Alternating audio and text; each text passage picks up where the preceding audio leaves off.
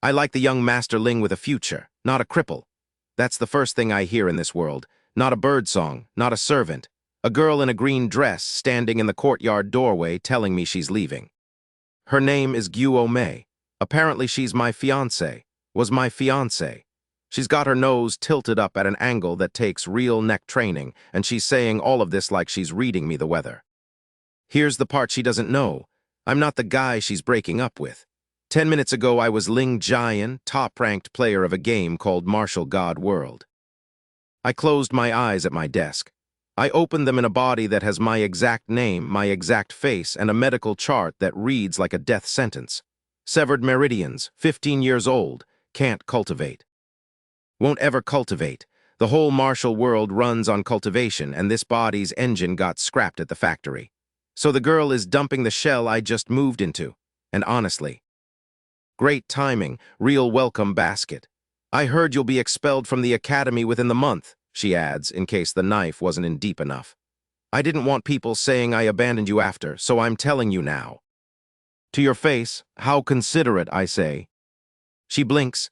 The old Ling Jian probably would have cried, begged, written poetry. I just look at her and I file her face away in a drawer I plan to open later, and I say nothing else because nothing else is worth the breath. She waits for the begging. It doesn't come. That rattles her more than any speech could. She turns and leaves, dress swishing, dignity intact, and she has no idea she just walked out on the single worst investment decision of her life. Then a window opens in the air in front of me. Not a real window. A pane of pale light only I can see hanging where my eyes point. Ding, host detected, novice gift pack unlocked. I read it 3 times. The letters don't go away. Rewards, basic cultivation, mind art, Kang Feng boxing, 10,000 taels, cultivation base set to first stage martial apprentice. The game came with me. I want to be cool about this. I am not cool about this. I stand alone in a dead man's courtyard and I laugh like an idiot because the severed meridians, the scrapped engine, the system doesn't care. The system doesn't read medical charts. It just poured a first-stage martial apprentice straight into my bones like water into a cup, no meridians required, and slapped a cultivation manual into my head as a welcome gift. The body that can't cultivate just cultivated. Let me tell you what a martial apprentice is so the rest makes sense. In this world you climb, apprentice, then master, then great master, then the martial spirit realm where you grow a martial soul, then martial king, and on up into stories people tell around fires. 10 stages inside each rank. A 15-year-old genius might be a 9th stage apprentice. This body was a 0. As of 10 seconds ago, this body has a floor to stand on. And I know this world. I played this world for years.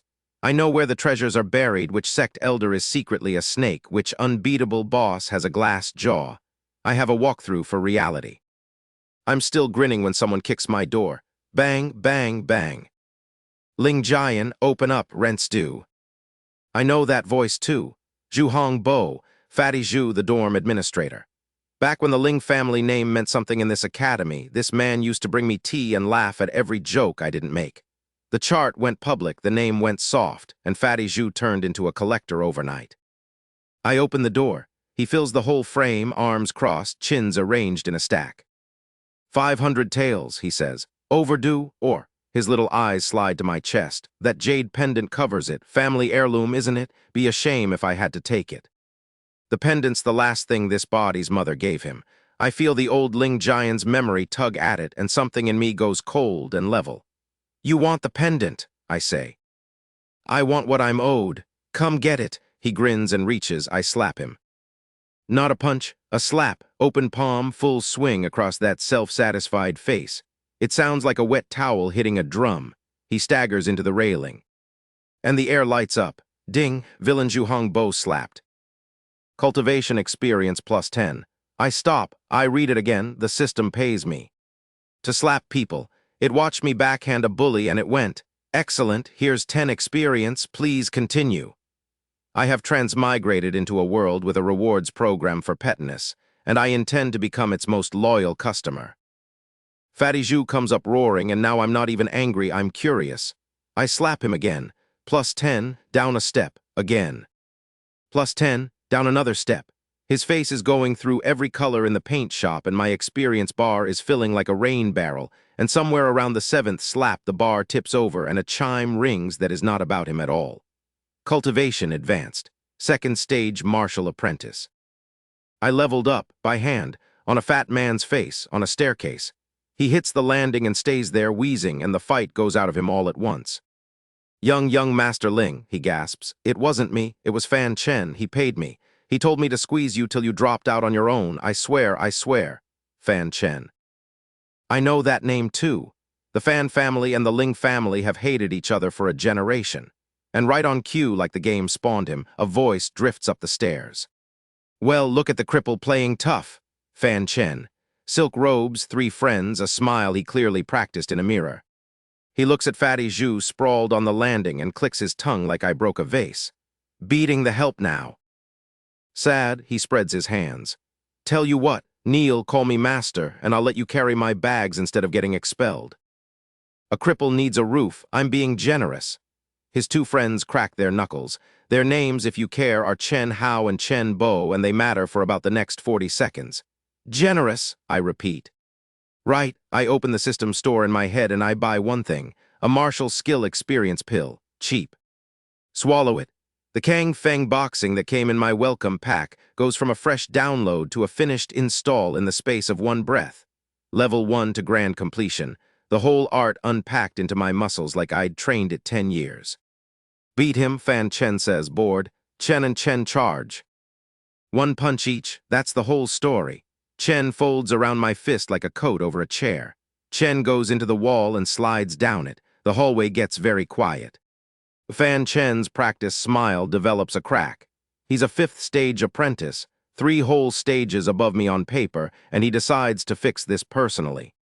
Black Wind Palm, a real technique, a good one, comes at my chest with a sound like a slammed door. I meet it with my fist. His palm breaks on my knuckles. Not blocks, breaks, folds, and the recoil throws him backward into a weapon rack that comes down on top of him in a heap of wood and iron. I walk over. He's scrabbling to get up. I plant my foot, lean down, and make sure he's listening. Tell your big brother something for me. Fan Hai, the older one, the real rival, the one who also courted a certain girl in a green dress once. Tell Fan Hai every bit of this comes back to him, twice over. Tell him to wait for me. Then I kick him precisely in a place that ends conversations, and I leave him singing in the rubble. The experience the system hands me for all of it is frankly indecent. I dust off my sleeves. Half a month before they expel me, they said. A dead engine and a dumped fiancé and a face full of debt collectors. I've been alive in this world for 1 hour. I have a system that pays me to hit the right people, and I know exactly where everything is. I'm not getting expelled, I'm going shopping. The Martial Skills Pavilion is where you buy techniques, and the clerk behind the counter is a monkey-faced weasel named Guo Chen, who knows me from back home in Jinling and lights up like a festival when I walk in. If it isn't the Ling family's greatest disappointment, he says loud so the whole floor hears. Come to browse. Careful, some of these are for people who can actually cultivate. Guo Chen, I say, still working, I heard about the widow's grain money. Everyone did. The whole floor hears that too. His face goes gray. He recovers by getting clever. He walks me to the expensive wall, the mortal high-tier skills, prices that would make a merchant sweat, sure I'll shrink. He taps a scroll. Storm swordplay, 8,000 taels. Bit rich for dropout, no? I put 8,000 taels on the counter. I count it out slow. Then when the kind-faced girl clerk at the far register glances over, I carry my payment to her instead, so the commission, a nice fat commission, lands in her pocket and not in Guo Chen's. He watches every coin go the wrong way and makes a sound like a stepped-on frog. The scroll opens in my hands. The system inhales it. Storm swordplay, learned, complete, humming in my arms like it always lived there. I roll up the empty scroll and set it back on his precious wall. Thanks for the tour, I tell him. Give the widow her money back. I walk out into the sun with a sword art I didn't train for, on legs that were never supposed to carry me this far, and behind me the whole pavilion is very carefully not looking at Guo Chen. 1 hour, I remind myself. Give it a month. Here's how you get strong fast when the system pays by the head. You leave the city, you find the forest where the demon beasts live, and you farm. The store unlocks them all the moment I earn enough buy, sell, upgrade. First purchase, a sword called Kingang, an old thing from a world I recognize, sharp enough to shave iron. 1,000 taels, worth 10 times that. Then I go to work, a beast lunges, I cut it, the system pays me. Another one cut paid, it's not heroic, it's a job. A very violent, very profitable job with excellent hours. Days blur. The storm swordplay climbs, level 5, level 7, level 9. And my cultivation crawls up the ladder rung by rung until I'm sitting at 9th order martial disciple, and the beasts in this stretch of forest have stopped being a challenge and started being a payroll. Somewhere in there my roommate finds me. Guo, honest kid, the only person in that whole dorm who never once looked at my medical chart like it was funny. He jogs up out of breath. Ling Jian, Coach Gao. I saw him behind the training hall with the Fan brothers. Money changed hands, your name came up, he swallows. I don't know what they bought, but they bought something. Thanks, I tell him, and I mean it. In this world, one loyal friend is rarer than an exotic flame. I file Coach Gao next to Guo Mei in the drawer, and I go back to farming because I'm one clean rank from a wall. 10th rank Martial Apprentice. Then a new kind of window opens, not a gift, a gate. Breakthrough quest, slay 5 red-marked wicked within 1 day. Reward, breakthrough to Martial Master, red-marked. The system tags genuinely evil people with a red sin value, the way the game flagged bandits and killers. So the quest is asking me to find 5 bad men in a hurry. The world, being the world, provides. I hear them before I see them. 6 men, leather and steel, laughing the wrong kind of laugh, chasing 2 girls in academy robes down a ravine. Blackwater Bandits, a name that'll come back so many times you'll get sick of it. But right now they're just 6 red dots, the system lit up like festival lanterns. The girls are cornered against a rock face. One's frozen. The other, small, top of the year by the look of her uniform, is standing in front of her friend with her chin up and her hands shaking, trying to sound brave. Whatever you want, take it, she's saying. Money, jewelry. Take it and go. Oh, we'll take it, the lead bandit says. All of it, every last string of cash you're carrying, and then the horses, and then. He doesn't finish because I've decided he talks too much. I come off the top of the ravine with the Kingang out. First bandit, the loud one, folds before he finishes his sentence. The system chimes. Second, third, before the other 4 even turn around. Chime, chime, 4 of 6, quest at 4 of 5. The small girl is staring at me with her mouth open. Later I'll learn her name is Qin Zio, that her granduncle is a Weisstein, that she is famous across the whole academy as gentle, quiet, and shy. I will never once witness her being any of those 3 things. Right now she's just staring, and her frozen friend, Chen Fen, has grabbed the back of her robe. Then the last 2 bandits move, and the one giving orders isn't a nobody. He's big, he's fast, and a red band of Kai wraps his fists. Boss Ma, one of the survivors squeaks. Boss Ma, 3rd rank Martial Master, a real wall for the old Ling Jian. For me, he's a wall with a door in it, and I know exactly where the handle is. I kill his last underling first, 5th red dot. Breakthrough quest complete, advancing to 1st rank Martial Master. The ladder jumps under my feet. The world sharpens. Boss Ma feels it happen, and his grin curdles because the cripple he was about to squash just crossed a rank in front of him. Oh, what are you? He breathes. Busy, I say, and we go. He's good. He's genuinely good. And it doesn't matter because I've got a grand completion sword art and a body that levels off corpses, and after a dozen exchanges, I slide inside his guard and end it. The system dumps a mountain of experience on me, and better, an epiphany bonus that shoves my storm swordplay straight to its cap. His movement technique peels off him into my hands. Blackwater movement, a good high-tier skill learned on contact. I turn around. The 2 girls have not moved. You, Qin Zio's voice cracks. You're Ling Jian, the one they say. The cripple, I finish for her. Yeah, turns out the diagnosis was optimistic. We walk back together, and this is where I learn that gentle and quiet is the funniest lie ever told, because from the ravine to the city gates those 2 do not stop talking, not once, not to breathe.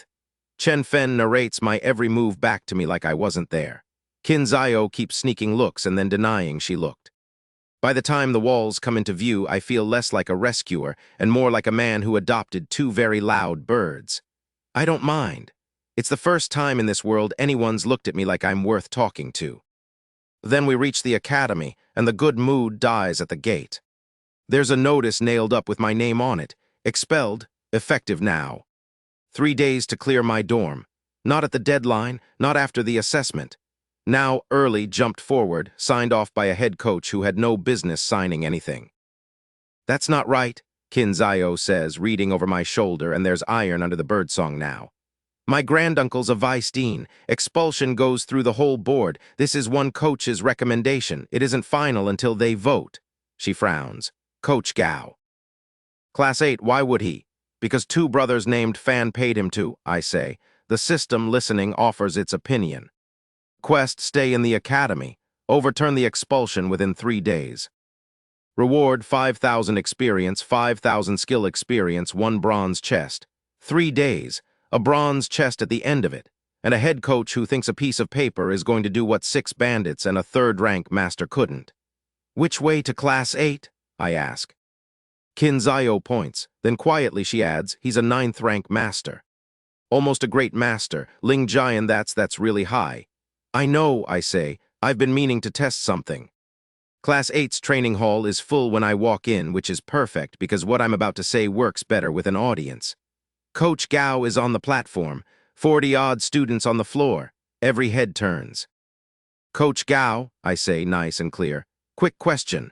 The expulsion, is that the academy talking, or is that you personally doing a favor for the Fan family and hoping nobody asks?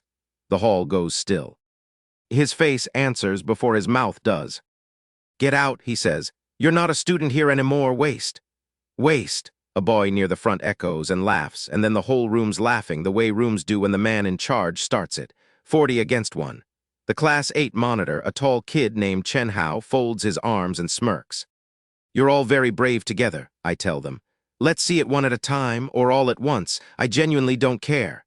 6 of them charge to defend their coach's honor, or their own, or nothing. I put all 6 on the floor without moving my feet more than a step. 1 punch, 1 body.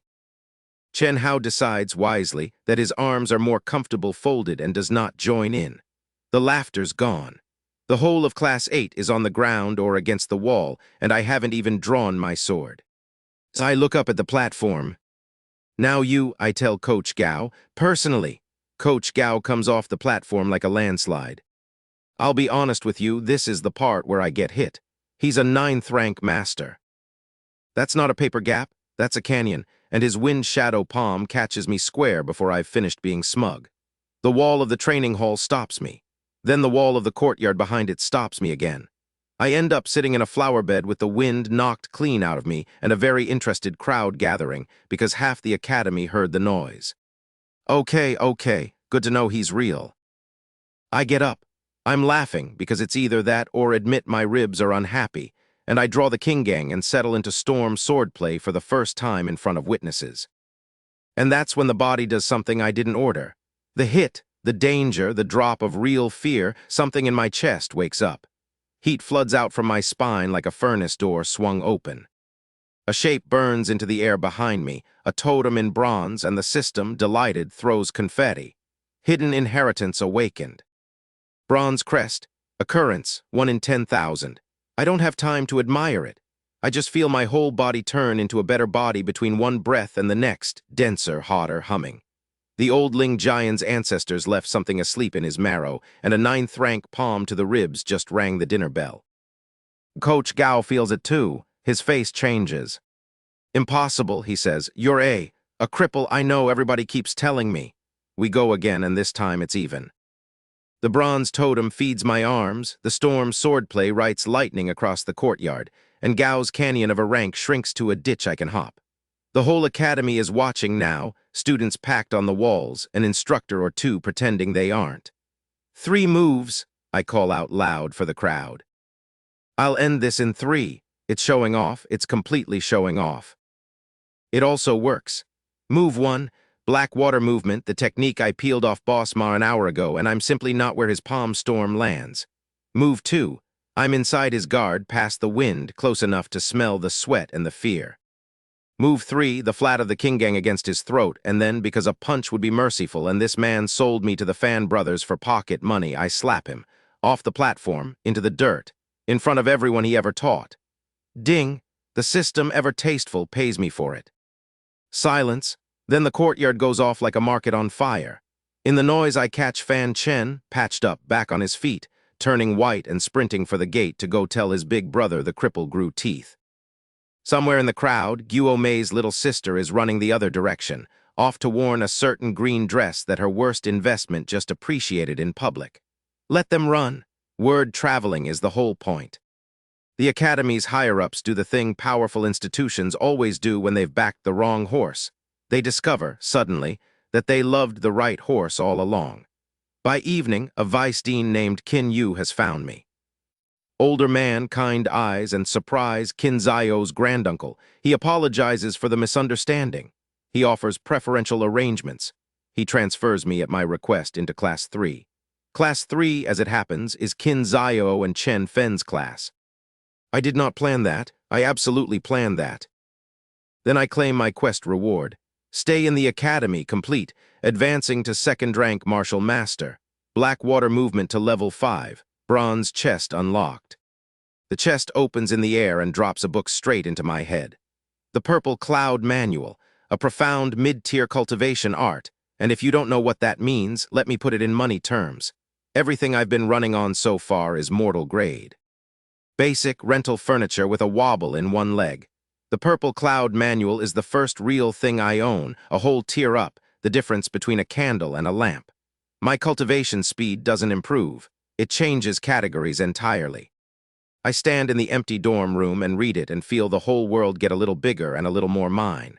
Class 3's instructor, a shrewd woman named Ma, welcomes me the next morning with a smile and a demand dressed up as a request. "We're delighted to have you," she says.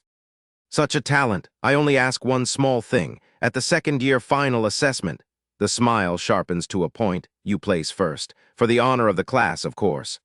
First in the year, against every genius who spent 15 years being able to cultivate." "Of course," I say, "because here's what none of them have done the math on yet.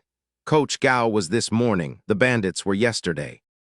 The girl in the green dress was 1 hour into my whole life here. Everyone in this academy is still measuring me against the cripple on the chart. They're measuring the wrong man, and the system just keeps ringing.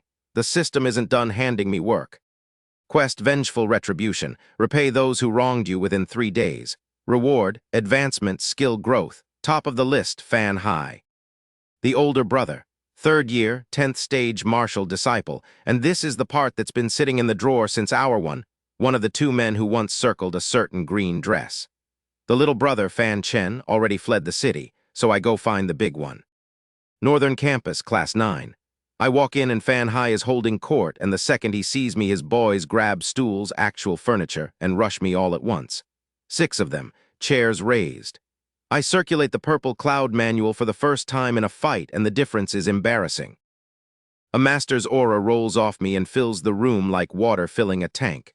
The stools shatter to splinters against nothing. His boys hit the floor, and then it's just Fan Hai backing up out of friends, out of furniture, out of luck. "Your brother wanted me to carry his bags," I tell him. "You wanted the girl, let's settle both." I break his legs, both of them. He'll walk again, this is mercy by local standards, but he'll do it slowly and he'll do it remembering.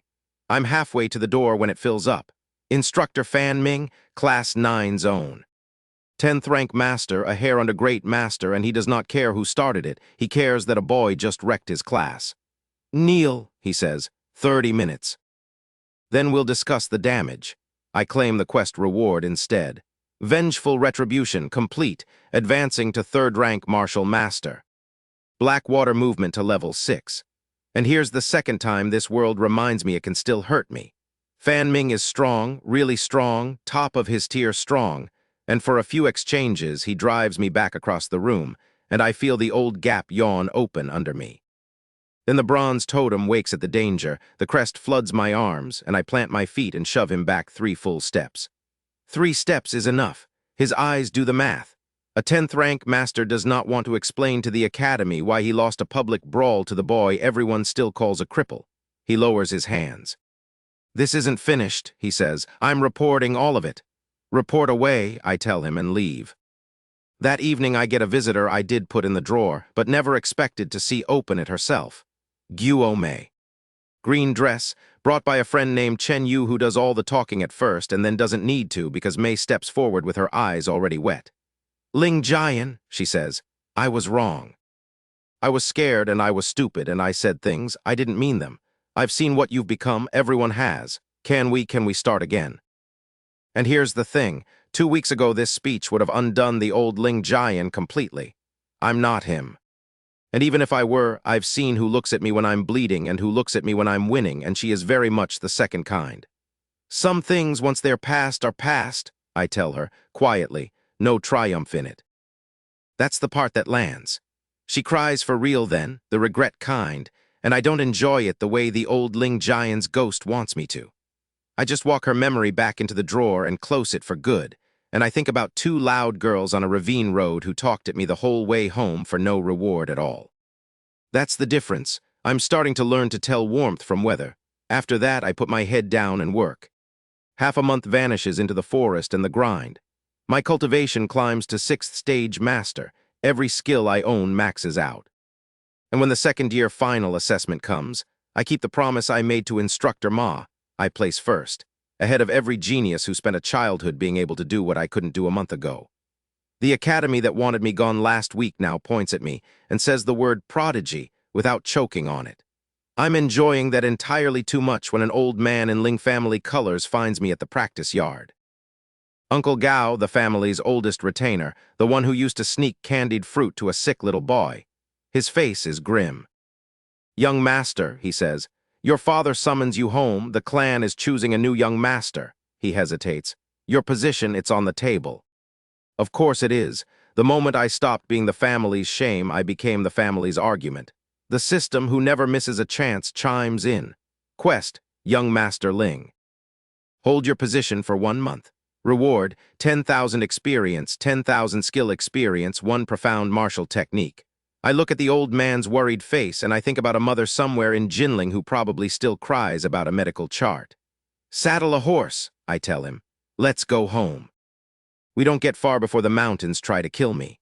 6 men in black step out of the pines, 8th and 9th stage masters, and behind them a couple dozen desperados with the black water look about them. Uncle Gao goes gray. He's a servant, not a fighter. He tries to put himself between me and the road. Behind me, young master. Other way around, I tell him and step past. The crest wakes before they reach me.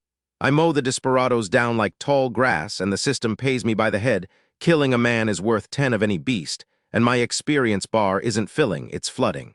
The 6 black-clothed masters last a little longer. Not much, one of them plays dead. I clock it because I've killed enough NPCs in my old life to know the difference between a corpse and a man holding his breath. He comes up out of the dirt with a claw wrapped in freezing kai, fiancee, a Fang Clan retainer in disguise, profound, frigid claw. And it's fast, faster than the rest, faster than I expect, and it very nearly opens my back. Very nearly. The purple cloud circulating in my chest eats the cold alien kai like it's nothing, and I catch his wrist and put a heart-shattering palm through his guard. He drops. The system advances me to 7th stage master, and I stand there in a road full of fan family bodies and understand exactly who sent this. Uncle Gao is shaking. They wanted you dead before you even reached the clan. The Fan brothers want a lot of things, I say, cleaning my sword. Let's go collect a title. The Ling family holds a whole city, Jinling, 10,000 people, one of the 10 great families of the Great Chu Dynasty. I grew up here with these eyes I'm wearing now. And the ordinary clansmen, the ones who never left the compound, still think I'm the boy on the chart. A cousin named Ling Hao sneers at me in the front hall, calls me a stain on the name, and I slap him across the courtyard without breaking stride because I've got a schedule to keep. The real fight is in the East Source Pavilion. My father, Ling Zio, patriarch, first-class expert, a man I'm meeting for the first time with these eyes, sits at the head of the hall. 3 great elders flank him. And the debate on the table is which of the elder sons should replace me as young master. Ling Jai, a 9th rank master, Ling Lei, an 8th, and Ling Feng, a 10th rank master, and everyone agrees the most talented young man the clan has produced in a generation. I walk in uninvited and tell the room I'm the only candidate worth discussing.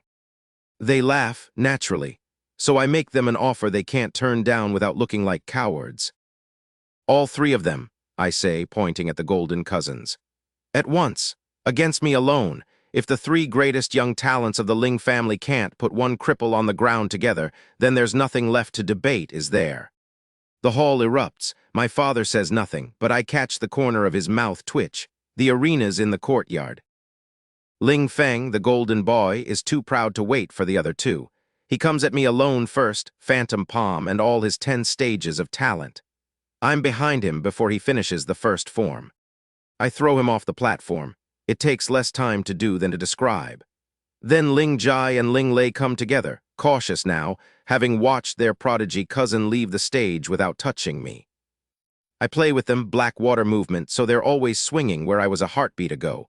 Kang Feng boxing to knock Ling Jai back on his heels. Heart-shattering palm to lift Ling Lei clean off the platform.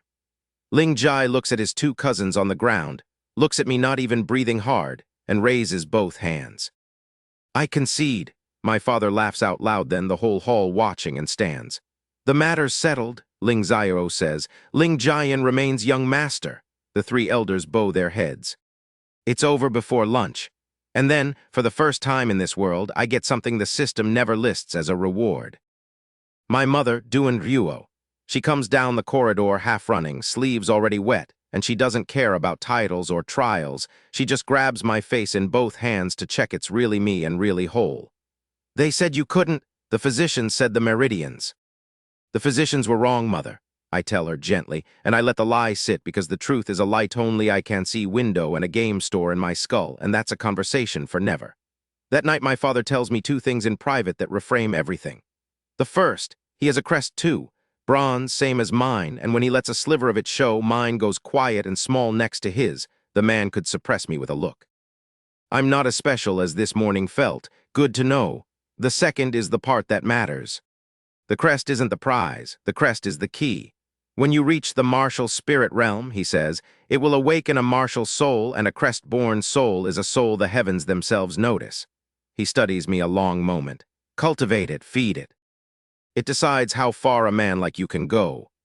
Then he gives me a gift better than any technique. 3 days in the clan's ancestral land, the sealed place under the compound where the ancestors' remnants sleep, and time runs 10 to 1. 21 disciples get a spot. I get one of them. 10 times the cultivation speed for a man who already levels off corpses and stores. I bow to my father, and for the first time it isn't a move in a game. Thank you, I tell him, and I mean it, and I go down into the dark to get stronger.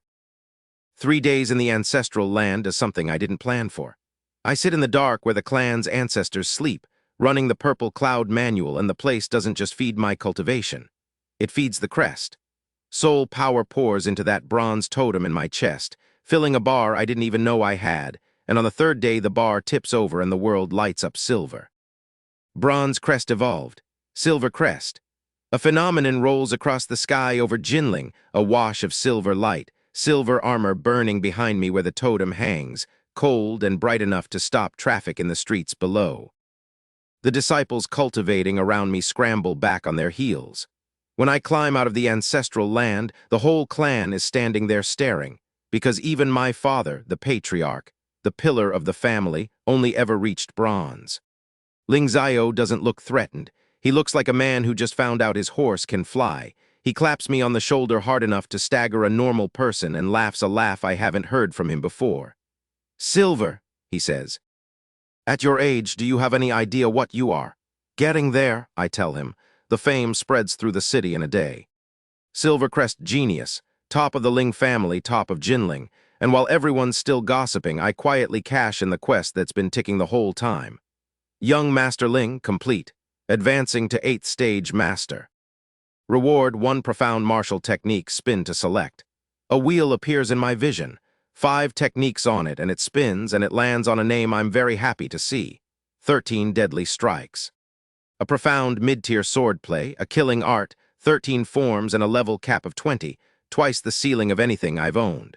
I pour 10,000 experience into it on the spot and watch it climb to level 4 in the space of a blink. This one's going to be my sword for a long while. I can feel it settle into my hands like it's been there for years. Then my mother recruits me into a second career, and it turns out to be nearly as valuable as the first. Duan Ryuo is the only rank 4 alchemist in the whole clan, and with the silver crest sharpening my mind, she wants me for a student. She sits me down in her pill room, very serious, hands folded. Alchemy is patience, she tells me. Years of failed batches before you feel the fire in your bones. You'll blow up furnaces. You'll cry over wasted herbs. Don't be discouraged when you fail, because you will over and over. The system unlocks an alchemy sub-profession the second she finishes the sentence. I watch her refine one batch. I reach rank 1 by watching. By the end of the afternoon, I've talked her into a bet 1 successful batch of body-tempering pills out of 5 attempts, and if I manage even one, she stops treating me like a beginner and starts treating me like a peer. 1 out of 5, she says, smiling the way mothers smile at children about to learn a hard lesson. All right, it's a deal. I nail it on the first try. The pill room crowd that gathered to watch the cripple embarrass himself goes very quiet. My mother stands there holding a tray of perfect pills with an expression I'm going to treasure for the rest of this life. She opens her mouth. She closes it. She looks at the pills, and she looks at me, and she doesn't say anything at all because there isn't a thing to say. To keep the peace in the clan, she makes a calm, careful cousin named Ling Lan her formal disciple instead, a woman who really did earn it the long, slow way, batch after failed batch, exactly the road my mother just described. Ling Lan doesn't resent me for it. She just looks at me the way you look at a puzzle you'd like to take apart to see how it works. How, she asks quietly when the crowd's gone, did you do that on the first try? Beginner's luck, I tell her, and hand her a bottle of pills as a peace offering, and just like that we're friends. Half a month more, and I'll spare you the montage of it. My sword climbs past every art I own. My cultivation settles at 8th stage master, and with the silver crest layered on top, I can trade blows with a great master and walk away ahead. My alchemy passes rank 3, past my own teacher, a success rate that makes the clan's old pill masters grind their teeth in the corner. I hand Ling Lan a stack of 5 essence pills just to watch her try to reverse engineer how a boy who's been an alchemist for 2 weeks refines them cleaner than she does. A month ago, I couldn't cultivate at all. A physician wrote me off with a brush and a shake of the head. Now the problem isn't getting strong. The problem is that getting strong this fast, this loudly in a city full of eyes, is an excellent way to tell every enemy I have exactly where I'm standing and exactly how much I'm worth taking. And I've made a lot of enemies. Some of them are about to come for something the whole region wants, and they're going to bring an army to get it. The thing the whole region wants is a fire. Word comes down from Hongshan Ridge, the high ground between our Jinling and the Fan family's Zhongshan. An exotic flame has surfaced. If you don't cultivate, exotic flame means nothing. If you do, it means everything. It's a living treasure that ranks on a list the whole world has memorized. It makes an alchemist unstoppable and a fighter terrifying, and there are only so many of them under heaven, and men have died in droves for a worse one. Both families march. My father, Ling Zio, and this is the day I learn my father is a martial king, a full realm above anything I've touched, with a black bear martial soul that blots out the sun when it roars, leads our side. The Fan family patriarch, Fan Feng, leads theirs, and when his tiger soul answers, the ridge shakes under my boots. 2 kings, 20 great masters aside, 100 masters behind them, all of it pointed at one glowing rock on a hilltop. Then somebody moves, and the ridge turns into a war. I go up the middle with 113 deadly strikes open, and I reap. It's the first time I've swung this sword in a real crowd, and it is a horrifying, beautiful thing. I carve a lane straight toward the light, bodies opening left and right, and I don't let myself think about it, because thinking about it slows the sword. And at the end of the lane I find Fan Hai. He's healed up from the broken legs I gave him at the academy. He's not healed up enough for me. He sees me coming, and he does the single most Fan family thing I've ever watched a man do. He grabs his own little brother, Fan Chen, the one who fled Jinling weeks ago and ran home to hide, and he yanks him up as a shield. I'm already committed. The sword's already moving. There's no pulling it. Fan Chen dies looking up at his brother's face, not mine. That's the image that stays with me, not the strike, the look. The little brother realizing in the last second of his life exactly how much he was worth to the man he ran home to. His mouth moves. Nothing comes out. I don't have a joke for that one. Some kills the system pays for and you still don't laugh. Fan Hai shoves the body off my blade and runs, and I take his hand at the wrist before I take his head, and then it's done. The 2 brothers who circled a girl in a green dress, who paid a fat man, who hired bandits, who put a frozen claw in my back on a mountain road. Both accounts closed on one ridge in one afternoon. The system erupts. I break through to 9th stage master on the killing alone. Then I reach the fire. The Crimson Crystal True Flame, number 108 on the exotic fire ranking, the very bottom of a very exclusive list, which is like calling something the least valuable diamond in the vault. To take it, the system wants payment, 10,000 cultivation experience, and taking it drops me from 9th back to 8th stage. Steep. I pay it anyway because a flame is forever and a rank is a Tuesday. The catch is I need 100 count to absorb it, and I'm standing in the middle of a war. A young man in embroidered silk sees his chance and jumps me for it. Good, fast, nearly my equal, a face I'll be seeing again in worse circumstances. But my 3 cousins from the family trial come crashing in to guard my back, popping berserk pills to hold the line, and the silk man reads the math and peels off. "I've remembered your face," he calls over his shoulder, retreating into the smoke. Remember away. The count hits 0. The flame settles into me like a coal-swallowed whole, and I come up off my knees on fire in the best possible way. One heart-shattering palm, now wrapped in crimson, takes a great master off his feet in a single hit, and I climb back to 9th stage over the bodies of everyone who thought a kneeling man was an easy kill. My father smashes through the center like the mountain got up and decided to participate. We regroup, we leave with the flame. Fan Feng stands on his ridge with both his sons dead and nothing in his hands, and there is no fight left in him today, and he knows it, and I let him watch us go. Only later do I learn who the Silk Man was. Duan Lei, second son of an elder named Duan Kang, and that elder belongs to the Overlord Sect, a superpower that makes my whole clan look like a market stall with a nice sign. Duan Lei is an alchemist, he's petty, and he has now decided that killing me is his life's work. Add him to the drawer, it's getting full. Back home, I spend a half-month turning the new fire into money and rank. With Crimson Flame under my cauldron, I refine 16 rank 4 breakthrough pills, a feat that vaults my alchemy past my own mother, past everyone in the clan. I hand my 3 cousins pills as thanks for the ridge. I sit on a heap of experience at 10th stage master with no wall left to spend it on, and I make a decision. The Fan family is finished, but the Duan boy has a whole supersect behind him. And my clan, strong as it is one of 10 great families in one dynasty, small fish, the moment a place like the Overlord Sect takes an interest. So I'm going to walk into the big lake myself on my own terms and become something none of them can touch. The Overlord Sect, hegemon of the whole southern reach of the Great Chu, a power even the Dynasty is careful around, is recruiting. The Academy holds 10 recommendation slots. Duan Lei will be waiting for you inside his own house, my father warns. He'll scheme, he'll have help you can't see. Good, I tell him. I like an away game. I pack the flame, the sword, and the drawer full of names, and I go. I don't travel alone. My father sends knights, Captain Guo Gang, a martial spirit expert who once trained at the Overlord Sect himself before he married into the Ling family, which makes him the best possible tour guide. And I get one more travel companion I didn't arrange. Qin Zio. Turns out her family and mine talked, and she's riding back to the academy the same road I am, which means I get the 2 loud birds treatment for the whole journey. Minus 1 bird, Chen Fen couldn't come, and is reportedly furious about it. Qin Zio fills the silence for both of them. She's smitten and doing a terrible job hiding it and an even worse job admitting it, and I let her because she's 15 and she looks at me like a friend and not a stock price, and that's worth more than she knows. The plains try to kill us around the 3rd day. Hundreds of Blackwater bandits, that name again, come over the grass on horseback in a wall of dust. But the Ling and Qin households don't travel like tourists. We've got throwing spears and heavy military crossbows, and we make a very loud, very final point about ambushing prepared families. I ride out into the mess with 13 deadly strikes and reap, though there's no breakthrough in it this time, just skill experience, the sword climbing, the bar filling. When the survivors break and run, I look up at the ridgeline, and there he is.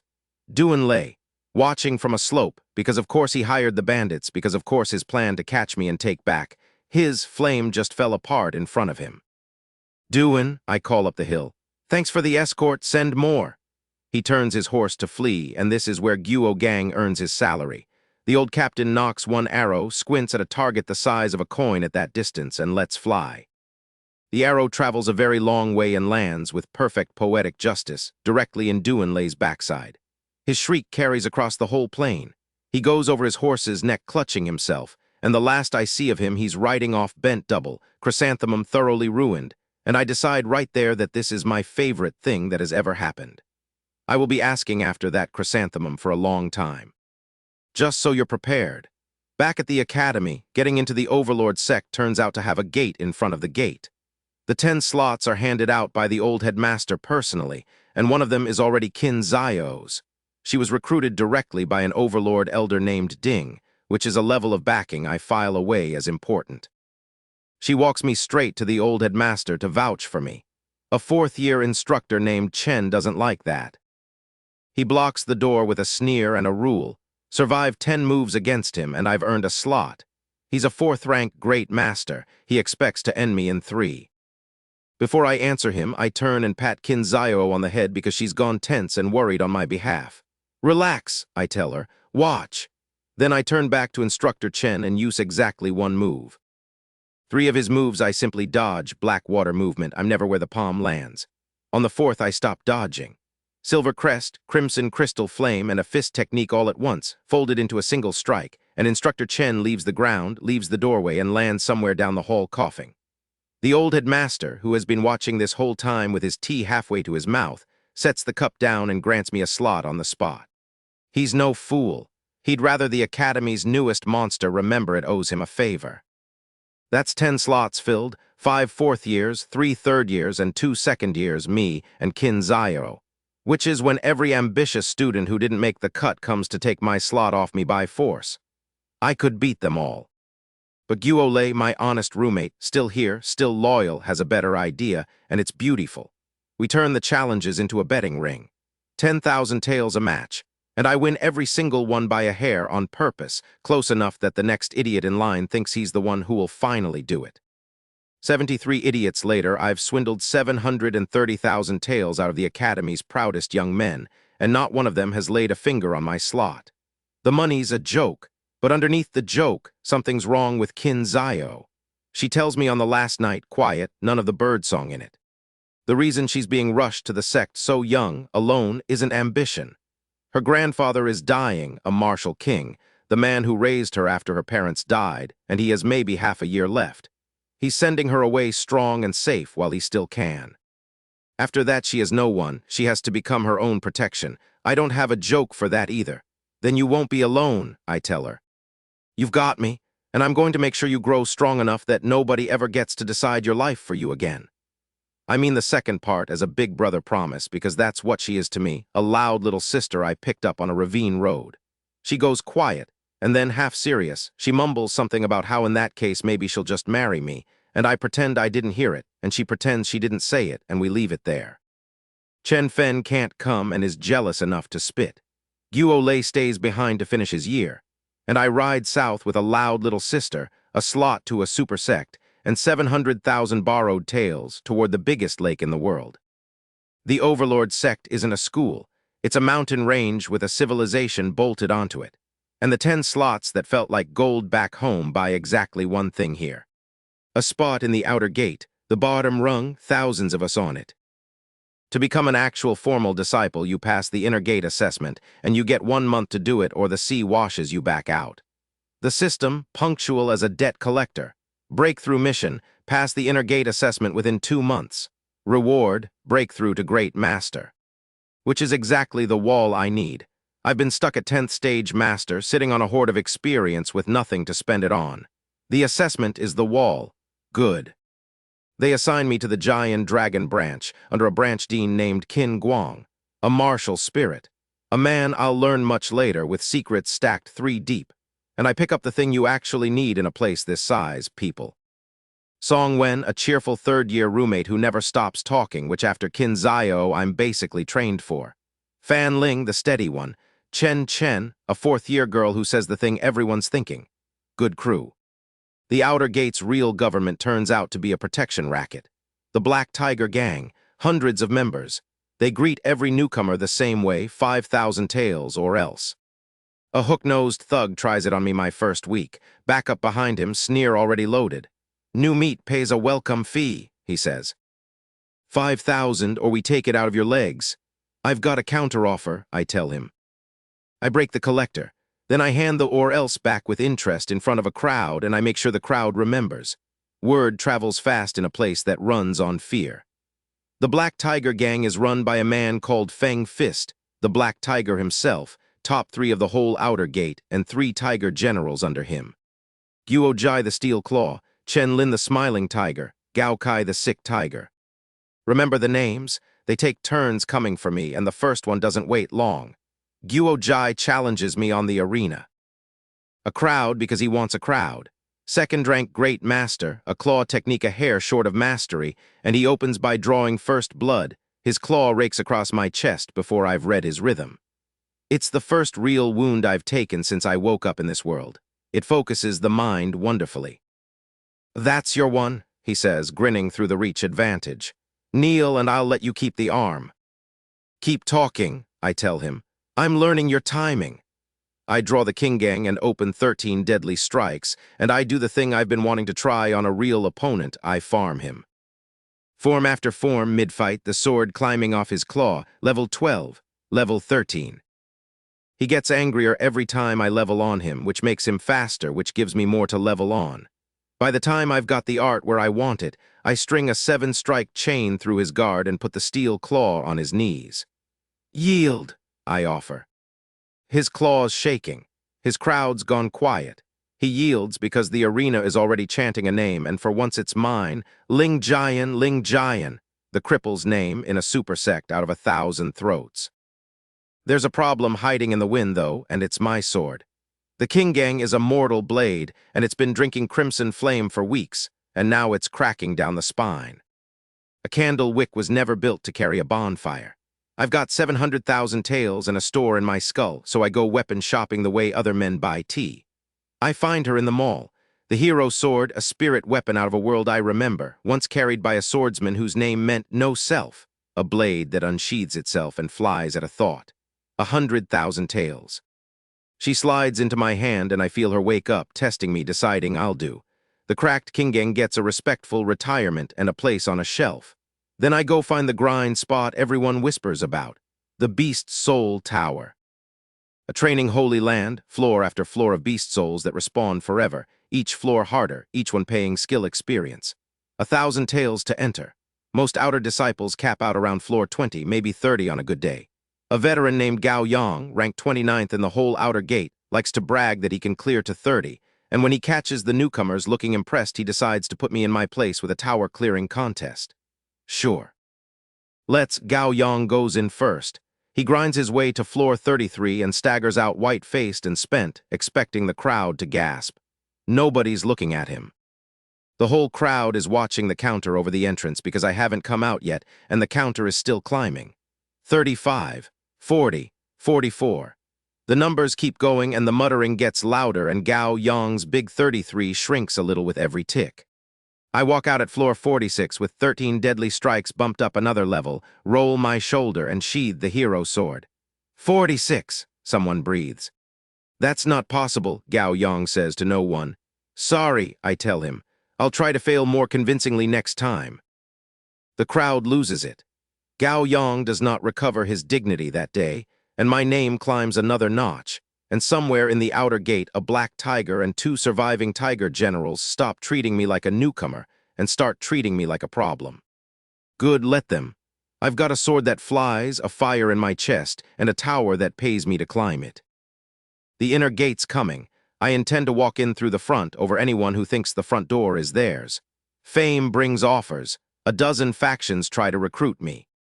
The prettiest offer comes from Qin Ming, leader of the Qin Yun gang and one of the top 3 beauties of the outer gate, who apparently speaks for 80% of the female disciples.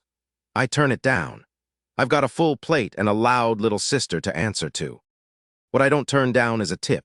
It comes from Tao Zheng, a genius out of Qinghu Academy, top 3 among the newcomers, and the first person my age here I actually respect. He leans in one night with news. The Black Tiger gang's big secret project is grave robbing. There's a dead master's tomb, and they're going to crack it for the treasure inside. So, Tao Zheng says, what if we rob it first? I like this man. We go in black at night, the two of us, and clean the tomb out: pills, 3 treasure swords, and a famous secret manual. We're bagging the last of it when the 3 black tiger leaders arrive to loot their own dig. Feng Fist the boss, Chen Lin the smiling tiger, Gao Kai the sick tiger. Ambush meets ambush. I punch Gao Kai clear across the chamber before he's registered we're there. Feng Fist rounds on Tao Zheng, and here's a surprise, because Tao Zheng has a crest of his own, water-natured, and he lights it up and holds the line like a wall. Our Crimson and Water 2-man act is more than 3 tiger generals bargained for underground. Then a 4th party snatches the prize. A swordswoman, veiled, moving like an aureole through the torchlight, a jade talisman flaring into a shield when I test her. She gets a hand on the secret manual before I do. Her sword art is a real one, precise, cold. I open 13 deadly strikes, which has climbed high enough now that I use a form I've never needed before, and we clash hard enough that the manual tears clean in half between us. She takes her half and vanishes into the dark. I keep mine. Tao Zheng and I throw a fistful of explosive spheres to cover the exit and walk out with everything else, and behind us, Feng Fist is screaming about a traitor and swearing he'll identify the 3 of us by our crests and our sword arts. Let him swear. At the inn, we split the loot, and my torn half of the manual turns out to be the good part. Eagle Shape Ghost Shadow, 18 methods. An Earth-grade movement art, a whole tier above anything I own, belonging to a legend named the Eagle King, Ren Tian, who died under mysterious circumstances. My system learns my half, downgraded because it's incomplete, and drops a quest that'll run in the background for a long time. Eagle King's Legacy. Within 1 year, recover the complete art and uncover the truth of Ren Tian's death. Reward, the Eagle King's gift. I file the veiled swordswoman under Find Her Again, not knowing yet that she and I are going to matter to each other a great deal. Because the next fire I have to put out is personal. I come back to the courtyard to find an inner sect disciple bullying Qin Zio, and when he turns around, it's Duan Lei. Healed, evidently, in all the important places. And he's got a new claim. Qin Zio is his fiancée. Arranged by his father and by that elder Ding, sight unseen, off a portrait. He saw her face on paper and decided she was his. Duan, I say, delighted, tell me. Does the chrysanthemum still ache in cold weather? His whole face goes purple. He's a great master now, he's been training for this, and none of it matters, silver crest, crimson fist, and he's on the ground before the crowd stops laughing at the chrysanthemum, cuckolded in public over a woman who'd sooner marry a rock. He flees. What he does next quietly is spend 100,000 taels to hire Zhu Yan, the wind-chasing blade, the #1 disciple of the entire Outer Gate, a 5th-rank great master with genuine blade intent, the kind of talent that gets adopted by sect powers. Duan pays Zhu Yan to catch me during the inner gate assessment, where accidents happen and nobody asks questions. But that's for later. Right now, Qin Zio is unraveling in front of me, and it isn't about Duan. It's the grandfather. She breaks down in my arms and tells me all of it. The half-year the physicians gave him, the parents she lost too young, the old martial king who raised her and is now spending his last strength shipping her somewhere safe. She sobs until there's nothing left, and I hold her the way you hold a little sister, and I make her the promise again, and I mean it more this time. She wipes her face and gets fierce about it instead of sad. Starts training like she's angry at the ground.